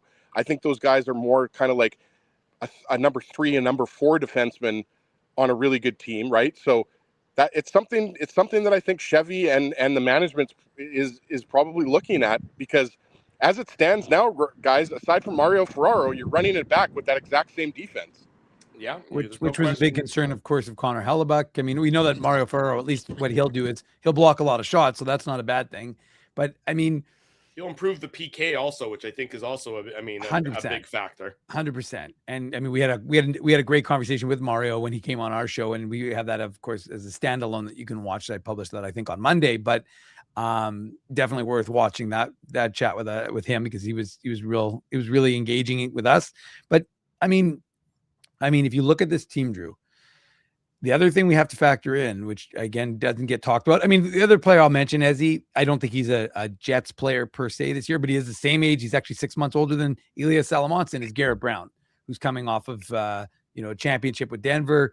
Again, I'm not talking about him for next year for the Winnipeg Jets. I'm just saying he's a player that I think is a very good young player that could be in the mix probably for the 27-28 season, but you never know. I mean, again, maybe philosophical changes in this organization will give him a shot faster than we might have thought. But just a name worth mentioning for folks out there. But the thing I keep coming back to, though, is that with this group of young players, remember, none of them are waiver exempt. The only player on this roster right now who is waiver exempt is Elias Salamonson. So you're looking at, if you don't find spots for these guys, you're going to have to put them on waivers. Now, you can try the old Ville Heinola, put them on the last day when everybody puts their guys on waivers, and most teams don't have a space for a guy because they'll have to throw someone else that they don't want to on waivers. But I'm just saying, so that to me, from a Jets perspective, guys, says, do you want to lose a guy for nothing, or do you try and package him up and acquire some things in order to try and offset that? So, because the worst thing you can do is, lose a Johnny Kovacevic, you lose a Declan Chisholm. I'm not saying those guys are irreplaceable, but I'm saying that you develop these assets for years. You don't want to be like the Detroit Red Wings, who had Sebastian Cossa as the goaltender of the future, drafted him in the first round in 2021, I think, develop him for 5 years. And then essentially he's not your goaltender down the stretch. He doesn't play in the playoffs for you, even though you have the best team in the AHL.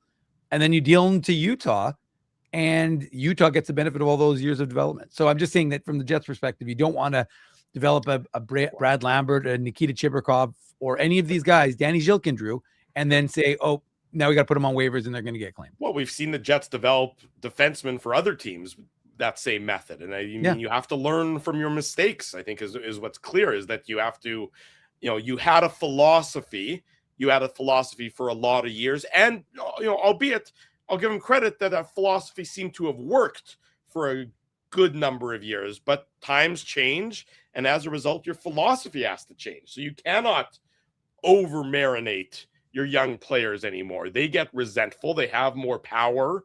They like to throw their weight around and any perceived power that they have a little bit more. So it's a young players league.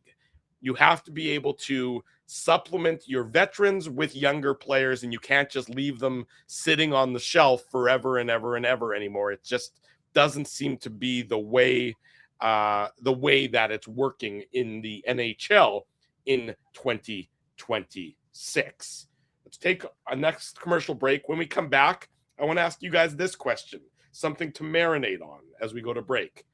Have the Winnipeg Jets done enough this offseason, or have the teams around them changed enough to make the Jets a playoff team in your mind for next season? Think about that question. Chat, chime in on that question as well. Drew Mindell, Dave Minuk, Ezra Ginsburg. It's the Illegal Curve Hockey Show, presented by Play Now. Ezzy and the Chipmunks are back after these commercial messages. I want to thank you for not betting with Play Now and choosing our illegal gambling site instead. Because we couldn't afford things like this without your money. So much of your money. Now you might have questions like, do our profits benefit your community? No. Or bet with Play Now, Manitoba's local legal and secure gambling site. Dining, entertainment, parking, and convenience, all in one spot. City Place is located in the heart of downtown Winnipeg, attached to the Canada Life Centre. Whether you're working, living, or out for a night in the downtown, make City Place your go-to destination before or after the fun finds you. Lunchtime, game time, anytime. Visit City Place at 333 St. Mary Avenue, next to Canada Life Centre. Boys, I've made an important life decision, and I need your support. Oh, boy. I've decided to get a grill. You mean a barbecue grill for cooking? Like, that's not an important life decision, Ezzy. No. A grill for my teeth. A grill for your teeth? Do I even want to know why you're doing this? It's simple, really. Every time I go to Holt Dental, I get treated so very well by Dr. John and his team that I need to keep finding additional reasons to go back. I rely on Holt Dental for all of my dental needs, and they do it all, from regular cleanings to cosmetic dentistry. Plus, they have free parking at their front door, and you know how much I love my convenient parking. For all your dental needs, Illegal Curve recommends Holt Dental, conveniently located on Taylor Avenue near Grant Park Mall. For more information, visit them online at holtdental.ca. For over 40 years, Rumors Restaurant and Comedy Club has been Winnipeg's home for stand-up comedy. Renowned in the comedy world as a must-play venue, Rumors has recently been named Canada's top comedy club and a top 5 comedy club in North America. From birthday parties to date nights to fundraisers, wedding socials, and everything in between, Rumors is your destination for the best live entertainment Winnipeg has to offer. For information on upcoming shows, Rumors' incredible promotions, and to purchase show tickets, visit rumorscomedyclub.com. At Boston Pizza, a fast lunch doesn't have to mean fast food.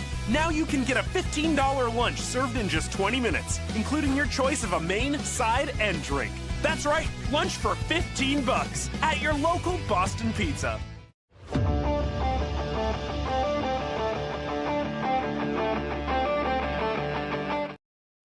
Welcome back to the Illegal Curve Hockey Show. Drew Mindell, Dave Minuk, Ezra Ginsburg. Oh, goodies. The hat being on backwards now will really shade your face. Definitely don't need the sunscreen. That's the you're planning. Are you at a playground now? What's going on in that bag? Is that a trellis? Do I see a trellis behind you there? That is the hold on. That is a trellis. Yep, that's a trellis. I didn't know you were a big trellis guy. Well, it was left here by the previous owner, we go. so I just kept it. I haven't planted anything. I mean, these are weeds, guys. Ezzy, I might come over there and plant some peas. Actually, those trellises would be perfect for some peas. That would be lovely. Yeah, the peas like to climb up the trellis. That's true. Nice. I was thinking about maybe doing some morning glory. I think it's a little bit late to plant though. It's already like second week of July. I think you're supposed to plant in like end of May. But guys, I got to tell you something. I've been out here for the last 20 minutes, 25 minutes. Yeah. My back sweat right now. Oh, now we're talking. Is like it's not. My back isn't damp. It's soaked.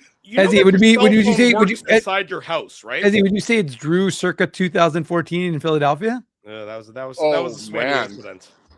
I just remember walking, like, just to give the viewers and the listeners a little bit of behind the scenes. We were doing a lot of walking. So what Dave's talking about is the 2014 draft in Philadelphia, and we did a lot of walking on that trip.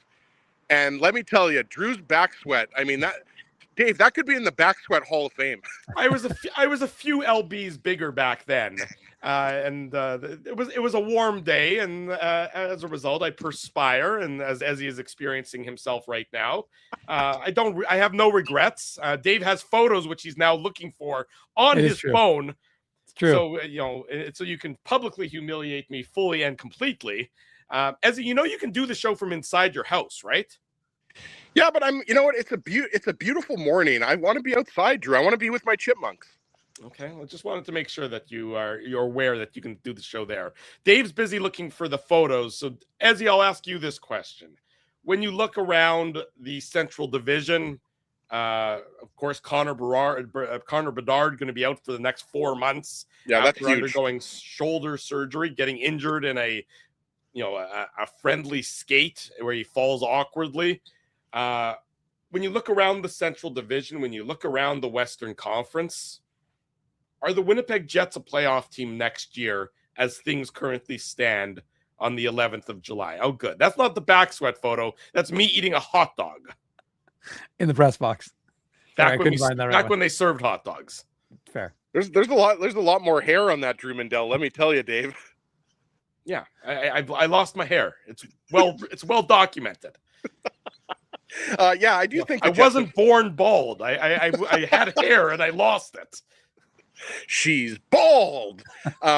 Anyways, yeah, I do think that I do. Is that the back sweat? I can't tell what that is. That's us finding Ezzy Ginsburg randomly walking down Osborne Village, January 18th, 2014.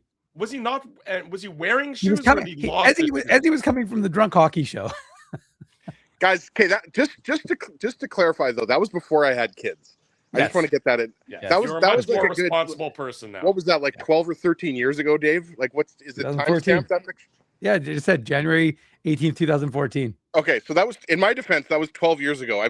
I'm now a functioning member of society. Back then, I wasn't really. You are, but the decision. I believe you weren't wearing a jacket, and it was January in Winnipeg. Ezzy doing the Ezzies in a tuxedo T-shirt. Sorry, I'm derailing the show. I could use that tuxedo T-shirt. Yeah, I was going to say, boys, we have 30 minutes left in the show. Are we actually going to talk hockey here or what? Yeah, I'm cool answer the question I asked. It was a very legitimate question. Manuk is getting sidetracked by the documentation of Dave. Again, we've said this before. Dave's phone is a lethal weapon that he can unleash at any opportunity. It is true. It is a nuclear bomb in the hands of Dave M. He's got photos and documents and videos and evidence going back probably decades at this point in time. And he's not afraid to drop it on people when they're least suspecting it. Dave catching Drew unaware. Dave can end anyone's duck career. Lips? Am I doing No, duck lips you were eating a hot dog again. It was all part of my collage. Yeah. Okay, I'm done. Sorry, go on. Okay, yeah. Let's get back to the hockey talk here, Dave, before Drew's head explodes. But yeah, I mean, simply, yes, I do think the Jets can be a playoff team. If I was making my predictions next year, and part of that, guys, has to do with the fact that I don't think the Jets were as bad as an 82-point team would indicate. I really don't think they were that bad. And like, what were they, 6 points out of a playoff spot or something like that? Like, the West was particularly weak this past year. Like, it was top heavy. But certainly the Pacific Division was not good. It was obviously the Central has all the good teams and most of the good teams in the West, even though I will say this much.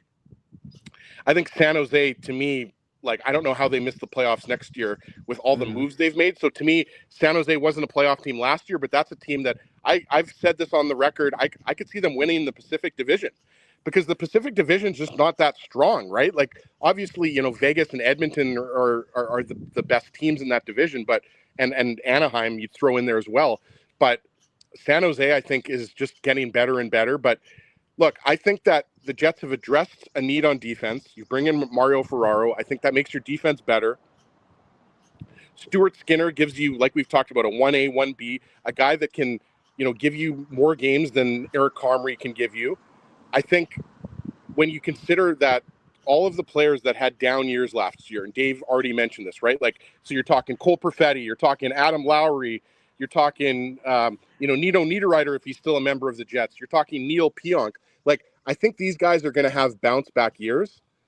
And if the Jets have Connor Hellebuck, I think he's going to have a bounce-back year. But also, I think another guy that we have to mention that we already talked about is Vigo Bjork, right? Like, he's a guy that, could possibly have an impact and make a difference for the Jets next as early as the 26-27 season, right? But having said that, I still think the Jets need to bring in scoring help. So whether that's up the middle or on the wing, we talked about that in the first segment. I still think for me to be even more confident that the Jets are going to be a playoff team, I still think that they need to bring in an infusion of scoring, right? Like we mentioned, like a guy like Jake DeBrusk. Like, I don't know if DeBrusk is the guy that the Jets have targeted, but a player like that, a guy like a bona fide kind of 20 to 30 goal guy that can improve the secondary scoring. I still think the Jets need that.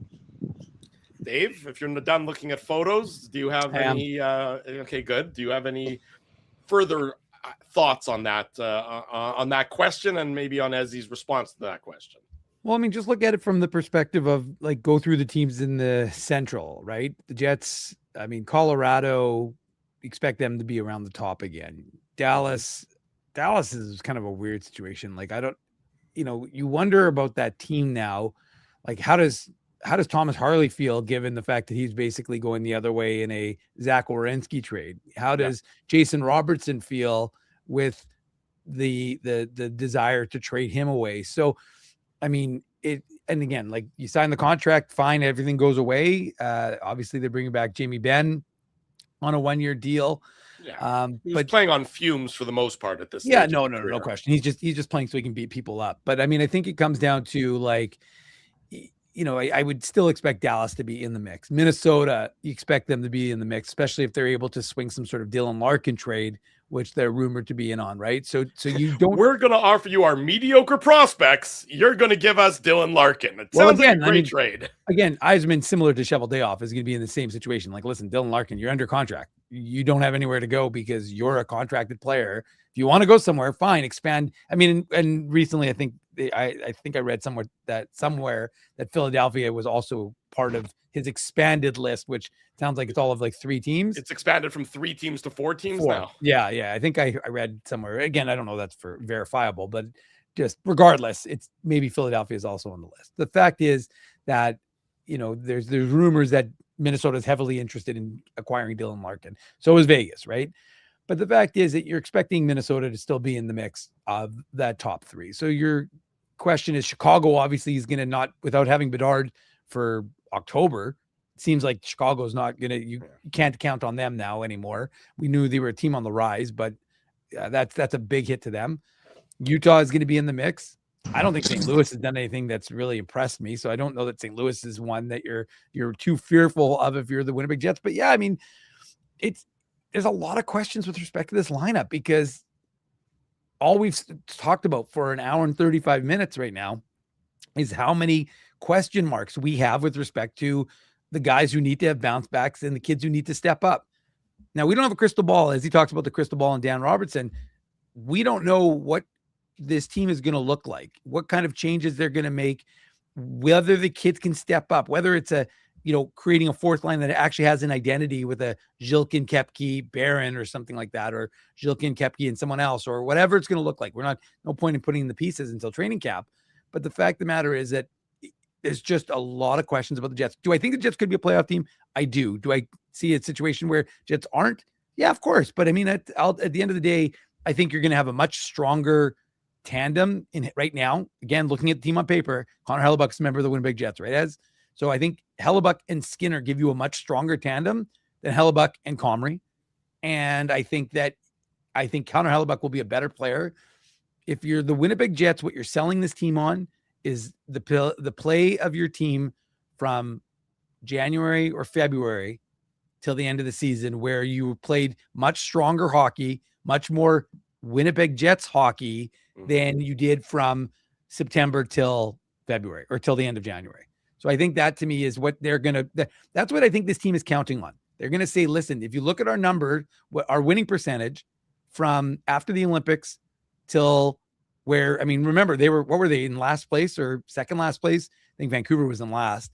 So the Jets were right at the bottom when it came to the Olympic break or thereabouts.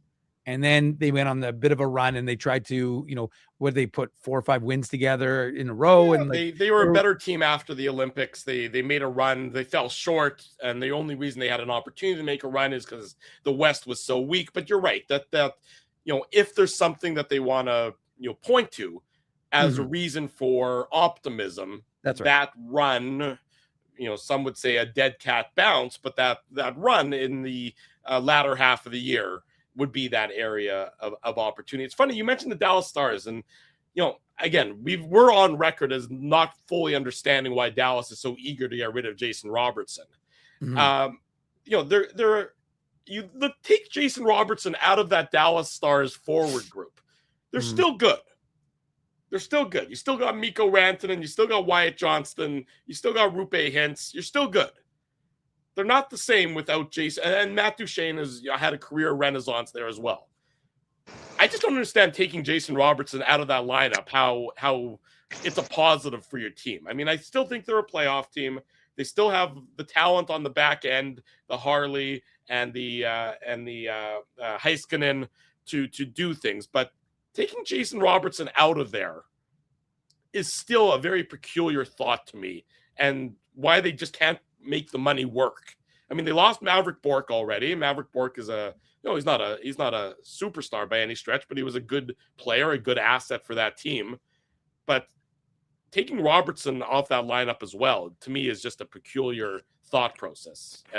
Absolutely. You're taking, I agree with you, Drew. You're taking one of the best goal scorers in the NHL, like a perennial 40 goal guy, out of the lineup, and it's not as dangerous as a team. Like, could the Stars still be a playoff team without Robertson? Yes, but Dallas hasn't got to the Stanley Cup final with Robertson.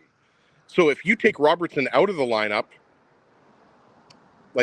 and you don't replace him with somebody that's similar, then how are you still a Stanley Cup contender, right? So I agree with you that the Stars are still deep. And one team that Dave, you didn't spend a lot of time on that I think has got a lot better is Utah, right? Like their moves, like we talked about Sebastian Cossa, right? So he's a guy that I think we all agree, like he's ready for the NHL. He's already accomplished a lot with Grand Rapids, but Anders Lee to me was a really sneaky, underrated signing. And you brought in Vinny Trocheck. They matched the contract for Barrett Hayden as well. It's worth pointing out. Exactly. So that was a win for them too, right? Like, so, and like there are like the talented 3 lines deep now for sure. Absolutely. And like, you guys know how much I love Logan Cooley. Like, Logan Cooley is such a good player. Dylan Gunther, I think, is really underrated. Obviously, Clayton Keller is not only their captain, but he's one of their top offensive players. Like, they've still got Nick Schmaltz there. I think that defense is pretty underrated. Like, they're good. Like, Utah, I think, they're going to be in the mix for sure. Well, there's no reason to think that they won't be a playoff team. They've improved, and they were a playoff team last year. Yeah, exactly. So, like, we've already gone over those teams, right? Like Colorado, Dallas, Minnesota, and Utah. I mean, it's tough to see those teams not being in the playoffs. So, can the Jets be the 5th best team in the Central? Yeah, I think they can.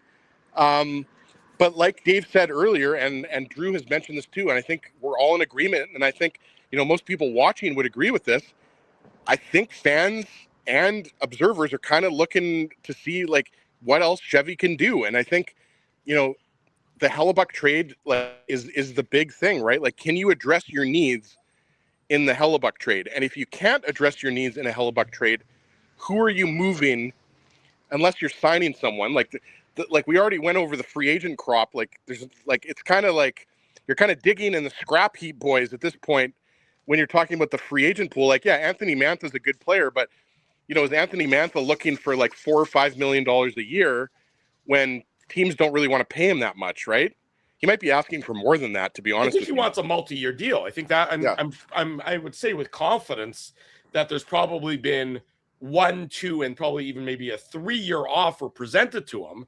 But I think he's looking for one final large payday, and teams are reticent to give it to him. I mean, when you look at free agency this year, I think teams have gotten smarter for the most part. There's outliers for sure. The Trouba contract would be an outlier. I would suggest that Mike Greer made a mistake in that in San Jose, giving what he gave to Jacob Trouba. But that for the most part, teams have become smarter about not making really long-term investments in players who are on the downsides of their career. So a guy like Anthony Mantha should probably realize there's not a 4, 5, 6-year deal coming your way. You're probably capping out at a 3-year deal because teams have seen your track record of inconsistent play, Dave. They've seen your track record of streakiness, and they don't want to be on the hook for it for much longer than 2, maybe 3 years. Yeah, no, I mean, I think it's a fair point. And that's why I think if you're the Jets or if you're any organization, I mean, look, Logan Stanley is without a contract. I mean, there's guys who, I mean, it wasn't that long ago, people were saying 5x5 for Logan Stanley. And we were all kind of going like, really? 5x5? We knew better. Like Winnipeggers knew better. But sure. Dave, then people watched Logan Stanley play in the playoffs. Well, or didn't watch him get healthy scratched. I mean, they watched him when they watched him when he was playing against better competition, and he just couldn't do it. I mean, that's the reality of this is no disrespect, and I hope he cashes in. I hope every player always cashes in. But, the video shows that this is a guy who, when it mattered most, you couldn't rely on him to be anything more than a third pairing left side guy. And even then, it's sort of a hold your nose third pairing left side guy when it comes to the biggest games in the playoffs, Dave. Yeah. So I'm just saying that, like we said, when you're kind of searching through the bargain barrel and hoping that you can find something, you're better off probably not doing it. You're not better off going to term. Again, if it works for your organization to get one as a stopgap measure, like, look, as we all agree, Mario Ferraro is a great addition for what he brings. Again, everything about it makes sense. And that to me is what the key is. The key is that you don't have to worry about the term, because it's not, again, I'm sounding like a broken record, but I think it's a point that's important. You're not blocking the path for your young kids. So, Sasha Boumediene can go play at Ohio State for another year or two. You sign him, plays a year in the Moose, maybe not, might not need it. But, and then you don't know what's happening with Morrissey and Sandberg also, right? So at that point, maybe you're ready for Sasha to come right from college to the NHL, or maybe he needs a year of seasoning. But my point is that you're not going to do anything that's going to impact your organization. That's always the biggest tough situation, right, guys? Is you don't want to block these young kids. Isak Rosen, this is his chance. Brad Lambert, this is his chance. Like that's the message. And I know we've heard the message from the organization before. Kevin Cheveldayoff, I mean, Dan said it on our show an hour ago, and he wasn't wrong. I mean, Cheveldayoff said this about Lambert. Remember the comments? Oh, yeah, young guys are going to get the chance. And then, well, the young guys didn't get the chance. They were back in the AHL, or they got the chance last year because of injuries, right? They get, they kept the Chibrikov one. Still doesn't make any sense to me because I didn't think he was ready, but they kept Chibrikov and Ford, and Parker Ford's another guy we almost never mentioned, for kind of a bottom 6 role, but he played 15 games for the Jets last year. Yeah. But anyways, he's a fourth. He's not. He shouldn't be playing more than your fourth line. No. I'm just saying, but I'm not saying otherwise, Drew. But I'm just saying, like, he's a guy who I don't feel like we ever mention him. Right. But Parker Ford's a guy who's in the mix for that fourth line role. I just, again, like I said, I just keep going back to this idea that you just, as long as you're not blocking the players that are coming up. It's a fine balancing act to do. But, again, if you find a 2C who can fit, so you don't have to rush Bjork and you can give Jagger one more year, Because again, it's not like Braden Yager was good. And Braden Yager is a player. And, when I talked to the Moose coaching staff, when he came back from the NHL, they said they could see the confidence he had getting 3 games in the NHL. We talked to him about it at the draft or at the draft watch party last week or 2 weeks ago. 2 weeks ago. Yeah. But he had 10 goals and 20 assists for 30 points in 68 games for the Moose. He didn't blow the doors off of the AHL. He didn't dominate, right? He played well. And again, one thing that people tend not to remember or not focus on is he did get into, he was relied on in difficult situations. End of the game with the Moose, on the power play, he's the one who fires the puck that David Gustafson tips home and gives the Moose the win late in game 2. So, I'm just saying that Braden Yager was relied on. He just didn't tear it up, but none of the Moves really teared it up. So, it's maybe a function of him getting, being able to elevate. I'm just saying that as long as you're not blocking guys, stopgap measures aren't the end of the world. I just don't see it because to your point, these guys are all going to want 3, 4, 5-year deals. So it doesn't work with your timeline. No, absolutely. And I think that's why, guys, it goes back to kind of the theme of this show and the last few weeks, if not months. As a theme? Well, no, just, stuff we've been talking about a lot. I don't know if you guys can hear me clearly as another, hold on, is this WestJet? Yeah, another WestJet plane goes over here. I'm directly in the flight path, so I actually I'll admit. Are you just roaming the neighborhood now? No, I'm in my backyard still, but I actually enjoy just watching planes, where which planes they are, what types of planes, where they may be going. There's also 17-wing military base that's pretty close to me, so sometimes you see military planes. I enjoy planes. Sweaty man enjoys planes. We'll be back with the final segment here on the Illegal Curve Hockey Show. I want to thank you for not betting with Play Now and choosing our illegal gambling site instead. Because we couldn't afford things like this without your money. So much of your money. Now you might have questions like, Do our profits benefit your community? No. Or bet with Play Now, Manitoba's local legal and secure gambling site. Dining, entertainment, parking, and convenience, all in one spot. City Place is located in the heart of downtown Winnipeg, attached to the Canada Life Centre. Whether you're working, living, or out for a night in the downtown, make City Place your go-to destination before or after the fun finds you. Lunchtime, game time, anytime. Visit City Place at 333 St. Mary Avenue, next to Canada Life Centre. Boys, I've made an important life decision, and I need your support. Oh, boy. I've decided to get a grill. You mean a barbecue grill for cooking? That's not an important life decision, Ezzy. No. A grill for my teeth. A grill for your teeth? Do I even want to know why you're doing this? It's simple, really. Every time I go to Holt Dental, I get treated so very well by Dr. John and his team that I need to keep finding additional reasons to go back. I rely on Holt Dental for all of my dental needs, and they do it all, from regular cleanings to cosmetic dentistry. Plus, they have free parking at their front door, and you know how much I love my convenient parking. For all your dental needs, Illegal Curve recommends Holt Dental, conveniently located on Taylor Avenue near Grant Park Mall. For more information, visit them online at holtdental.ca. For over 40 years, Rumors Restaurant and Comedy Club has been Winnipeg's home for stand-up comedy.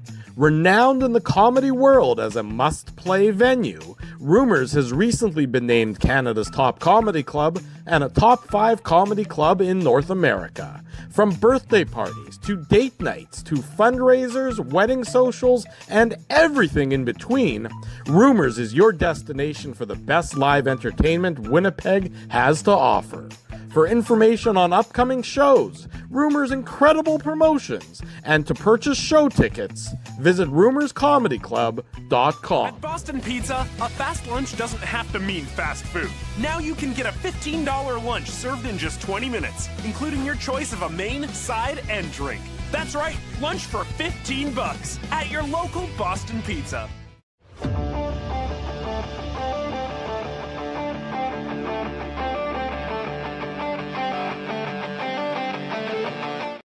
We are back with the Illegal Curve Hockey Show. It's presented by our friends at Play Now.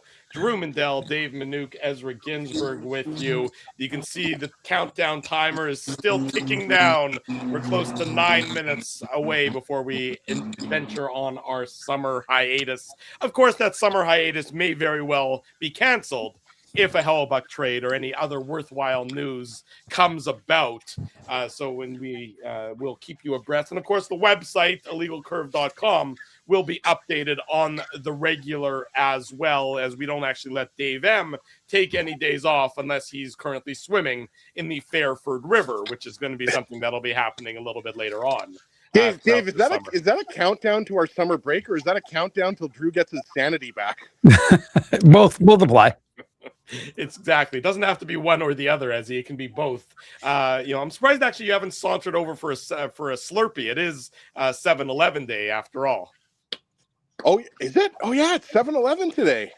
Just gonna see just Ezzy's ghost just start running down. You literally saw like a little Slurpee thing pop over Ezzy's head as you said that, Drew. Instead of a light bulb, it just the little Slurpee cup comes up. And boy, can you imagine how busy the 7-Elevens are going to be today? Like it's going to be like pandemonium. Well, not for me. June 13th, 2011, last Slurpee. Or June 11th, or June 11th, 2013. 15 years. It's true. I can't remember though if it was June 13th, 2011 or June 11th, 2013. Either way, it's been longer than a decade. And I mean, for those who don't understand how significant of a milestone that is, Dave M was a Slurpee connoisseur, obsessor. Let's put it this way. I was so in it. I was so in it at 7-Eleven. I was allowed to use the washroom. Is that true? Oh yeah. Wow. I didn't even know they had washrooms. Well, they don't allow anybody from the public, but when you're there frequently, Dave, I've had to do that with my kids. Like I had to take my kids. We were playing, just as a quick story here, because I think now's an appropriate time to tell this story. My daughter had to go to the bathroom, and we had to ask. We were at Circle K. There's no appropriate time to tell any story involving your kids having to go to the bathroom. They're gonna resent you doing this at some point in their life. Okay, maybe I won't share that. All I'm saying is I've been in this situation before where you have to walk over a mop bucket and boxes just to get to the bathroom. It's so degrading, but hey, you got to do what you got to. Drew, you've got kids. Sometimes they need to go to the bathroom and you have to just go wherever. Look, the story itself is very relatable and can be shared. Maybe not the specifics of it. I think is what I was sort of intimating there. Is that yes, anybody, any parent in particular, can relate to the emergency. Mom, Dad, I have to go to the bathroom, even though you told them 17 times before leaving the house that they should use the washroom. I mean, that is to the Moose, by the way, speaking of Slurpees, who used 7-Eleven Slurpees as the way of introducing the schedule for the upcoming season. Yeah, I saw that. That was awesome. Say that again. So the Moose used this the Slurpees, and so they'd have the their schedule reveal. Yeah, their schedule reveal, and so they'd be pouring. Green and be Abbotsford Canucks or Chicago Wolves or whatever. So their 72 game schedule is out. We should mention, Ezzy, Norfolk Admirals out as the Jets ECHL affiliate. Now it's the Bloomington Bison. Someone was upset that I didn't say right off the top which Bloomington, but I literally wrote in the second paragraph Bloomington, Illinois. So the Bloomington Bison are going to be the ECHL affiliate of the Winnipeg Jets. And have you already touched base with them to get the prospect rundown and things of that nature? Really, I have not. I've not done the extensive deep dive on the Bloomington Bison, and they are a relatively new franchise in the ECHL, only 2 years. They were the Rangers affiliate, and now they will be the Winnipeg Jets affiliate. Why aren't they called the Bloomington Bisons plural? Because here's the Slurpee reveal. So this is what Dave was talking about in terms of the Moose. That's actually Drew, it's the University of Manitoba Bisons. I think because there's only one bison. There's only one bison left in all of Bloomington, so they want it to be accurate. Oh, okay, that makes sense. Yeah. Okay. Well, there you go. That's something. And then, of course, the Jets schedule will. I guess the home openers are revealed on Wednesday, and then the full schedule reveal is Thursday. Is that correct? I think so. Yeah. Yeah, so that's something that'll be interesting. Always get. By the way, I'm not joking. Seeing Austin holding on to that Slurpee, kind of giving me the shakes, Ezzy. I kind of feel like I need to break my streak. Dave, be strong. Be strong. Hang Okay, on. good call. Let me just go back to that video for a second. You see these Slurpees? Let me see if I can pause it in time here. Well, I was a purist. I was only a Coke or cream I soda. saw somebody leaving a 7-Eleven the other day with a Slurpee. Like they have that, I guess, the 60th anniversary Slurpee cup that's available. I haven't seen it. Yeah.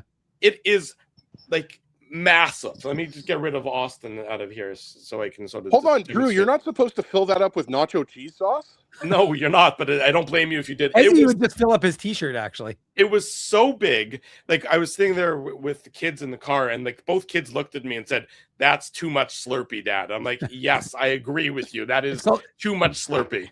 Yeah, a little diabetes in a cup is what it is. But That's just it is actually amazing, though. I will say, like even though I was a Slurpee aficionado or addict, but I will say, like, I couldn't believe the people would come in with like the giants, like the big gulp containers. Yes. Huge ones.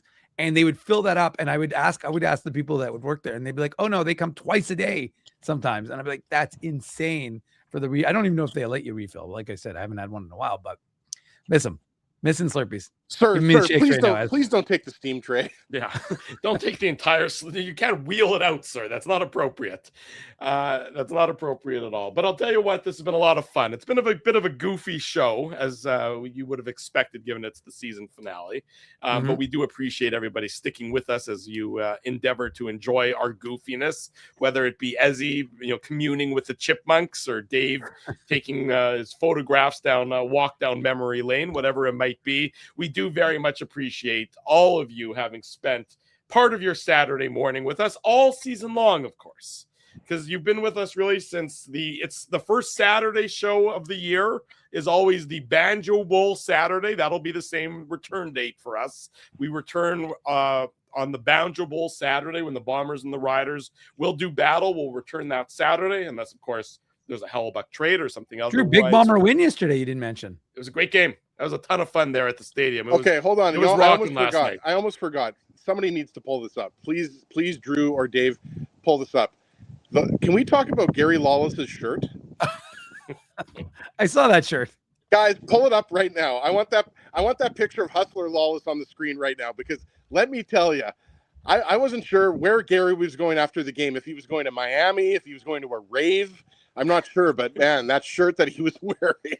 Where is it on? Was it on the Instagram? I don't know where it was. It should be on Huss's. It should be on Huss's Instagram or Twitter. Okay, well, it's not on the Twitter. I can tell you that for sure. I'm on the Twitter right now, and I don't know about I can't get it on the Instagram because I can't log into. I'm not logged into Instagram. So I texted it to you, Dave. Bring it up. I texted it to you guys, didn't I?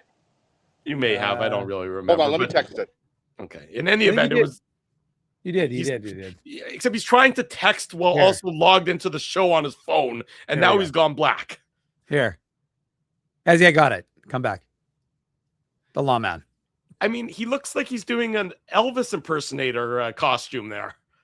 It also looks like, is he going to paint a house after in all white? Like, Ezzy, you better be careful. The lawman watches this show. If he's not going to appreciate you throwing him under the bus. We say it with love, though. I mean, that's just it. It's, everything we say is always done with love. So, if Gary's tuning in, Gary, welcome home. We do always love seeing you. But it certainly was, it was a noticeable outfit when Ezzy texted it to us this morning. Boys, I'm not doubling down.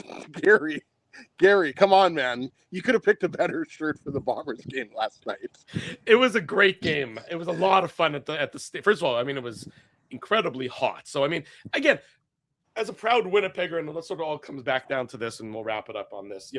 It's great. Our city obviously gets some grief and gets some gears. But when you were out, Benson. Yeah, if you were watching last night's football game from outside of Winnipeg, you saw the city look terrific. And if you've seen highlights from the Folk Fest, or you see any of the other great festivals that we have going on here, the city looks terrific. What is that noise? What noise? Drew, I think you're having a seizure. Nobody's hearing any noise. Do you have something playing on your phone? Chipmunks? Probably the chipmunks are making some noise. It was the timer telling us we have to go to a commercial break to end the show. It's what it was. It was the countdown timer went off. Sorry. The best is I'm like, Drew, nobody's hearing any noise except for you. It's only in your head. What I was saying is the city looked great last night. Packed house, beautiful night. it was one of those good days to be a Winnipegger, and you sort of felt that vibe throughout the stadium last night. And whatever you're going to go do over the next couple of months and this weekend, one thing first and foremost: be safe. Do it in a safe manner. Do it in a responsible manner. We need each and every one of you back here on Banjo Bowl Saturday for the return of the Illegal Curve Hockey Show, and then of course all season long with the Winnipeg Jets post-game shows here on the YouTube channel. So we need you back here. Have fun doing it. Be safe doing it. Be proud of being a Winnipegger and being proud of supporting Winnipeg in And how you do Manitoban. it. And Manitoba too, of course, for sure. Dave M's going to be up there at the Little Limestone Lake and the Fairford River and everywhere else. Park and Clear Lake and Turtle Mountains. Come on, Drew. Yeah, All Dave's across going to be this everywhere great being province. proud. Ezzy and the Chipmunks are going to be in the backyard being proud, being a Winnipegger. Hebena Valley. I'm going for a bike ride with my wife when this show's over. I'm going to be proud of being a Winnipegger and a Manitoban as well. Well, fine. Ezzy and I Dude, get, don't but forget to bring an extra shirt or two. Yeah, I want to say, by the way, we are very close to getting over the 9,000 subscriber mark. So maybe make it this show. I mean, it's our final show. As Drew said, we are going to still be using our YouTube channel. We're still going to be clipping things. We'll still have some videos on there. We may do some interviews so stick around. You want to be locked and loaded. And the best way to do that is to be a subscriber. So help for our final show. Get IC over 9K, and I will echo the comments. Have a great summer, everyone. Appreciate everyone subscribing and following along. Smash the like button. And of course, illegalcurve.com, where you can read great articles like my Vigo Bjork one, Ezzy, from yesterday or the day before, will continue to roll out for the entire summer. A big thank you to all of you. A big thank you to my colleagues, Dave and Ezzy. A big thank you to all the sponsors who make the post-game show, the Saturday show, and the website a possibility. Our friends at Play Now, Rumors Restaurant and Comedy Club, Holt Dental, City Place, Wheatland Hockey, and of course, as well at Boston Pizza. Support these fine businesses because of their continued support of Illegal Curve Hockey. Love to all of you. Dave and Ezzy, don't text me for 2 months. We'll see you on Banjo Bowl Saturday, everyone. We remind you all to stay safe, smash the like button, subscribe to the channel. For Dave Minuk, for Ezra Ginsburg, I'm your host, Drew Mandel. If it's Saturday, it's the Illegal Curve Hockey Show. Have a great summer, everyone. We'll see you again soon.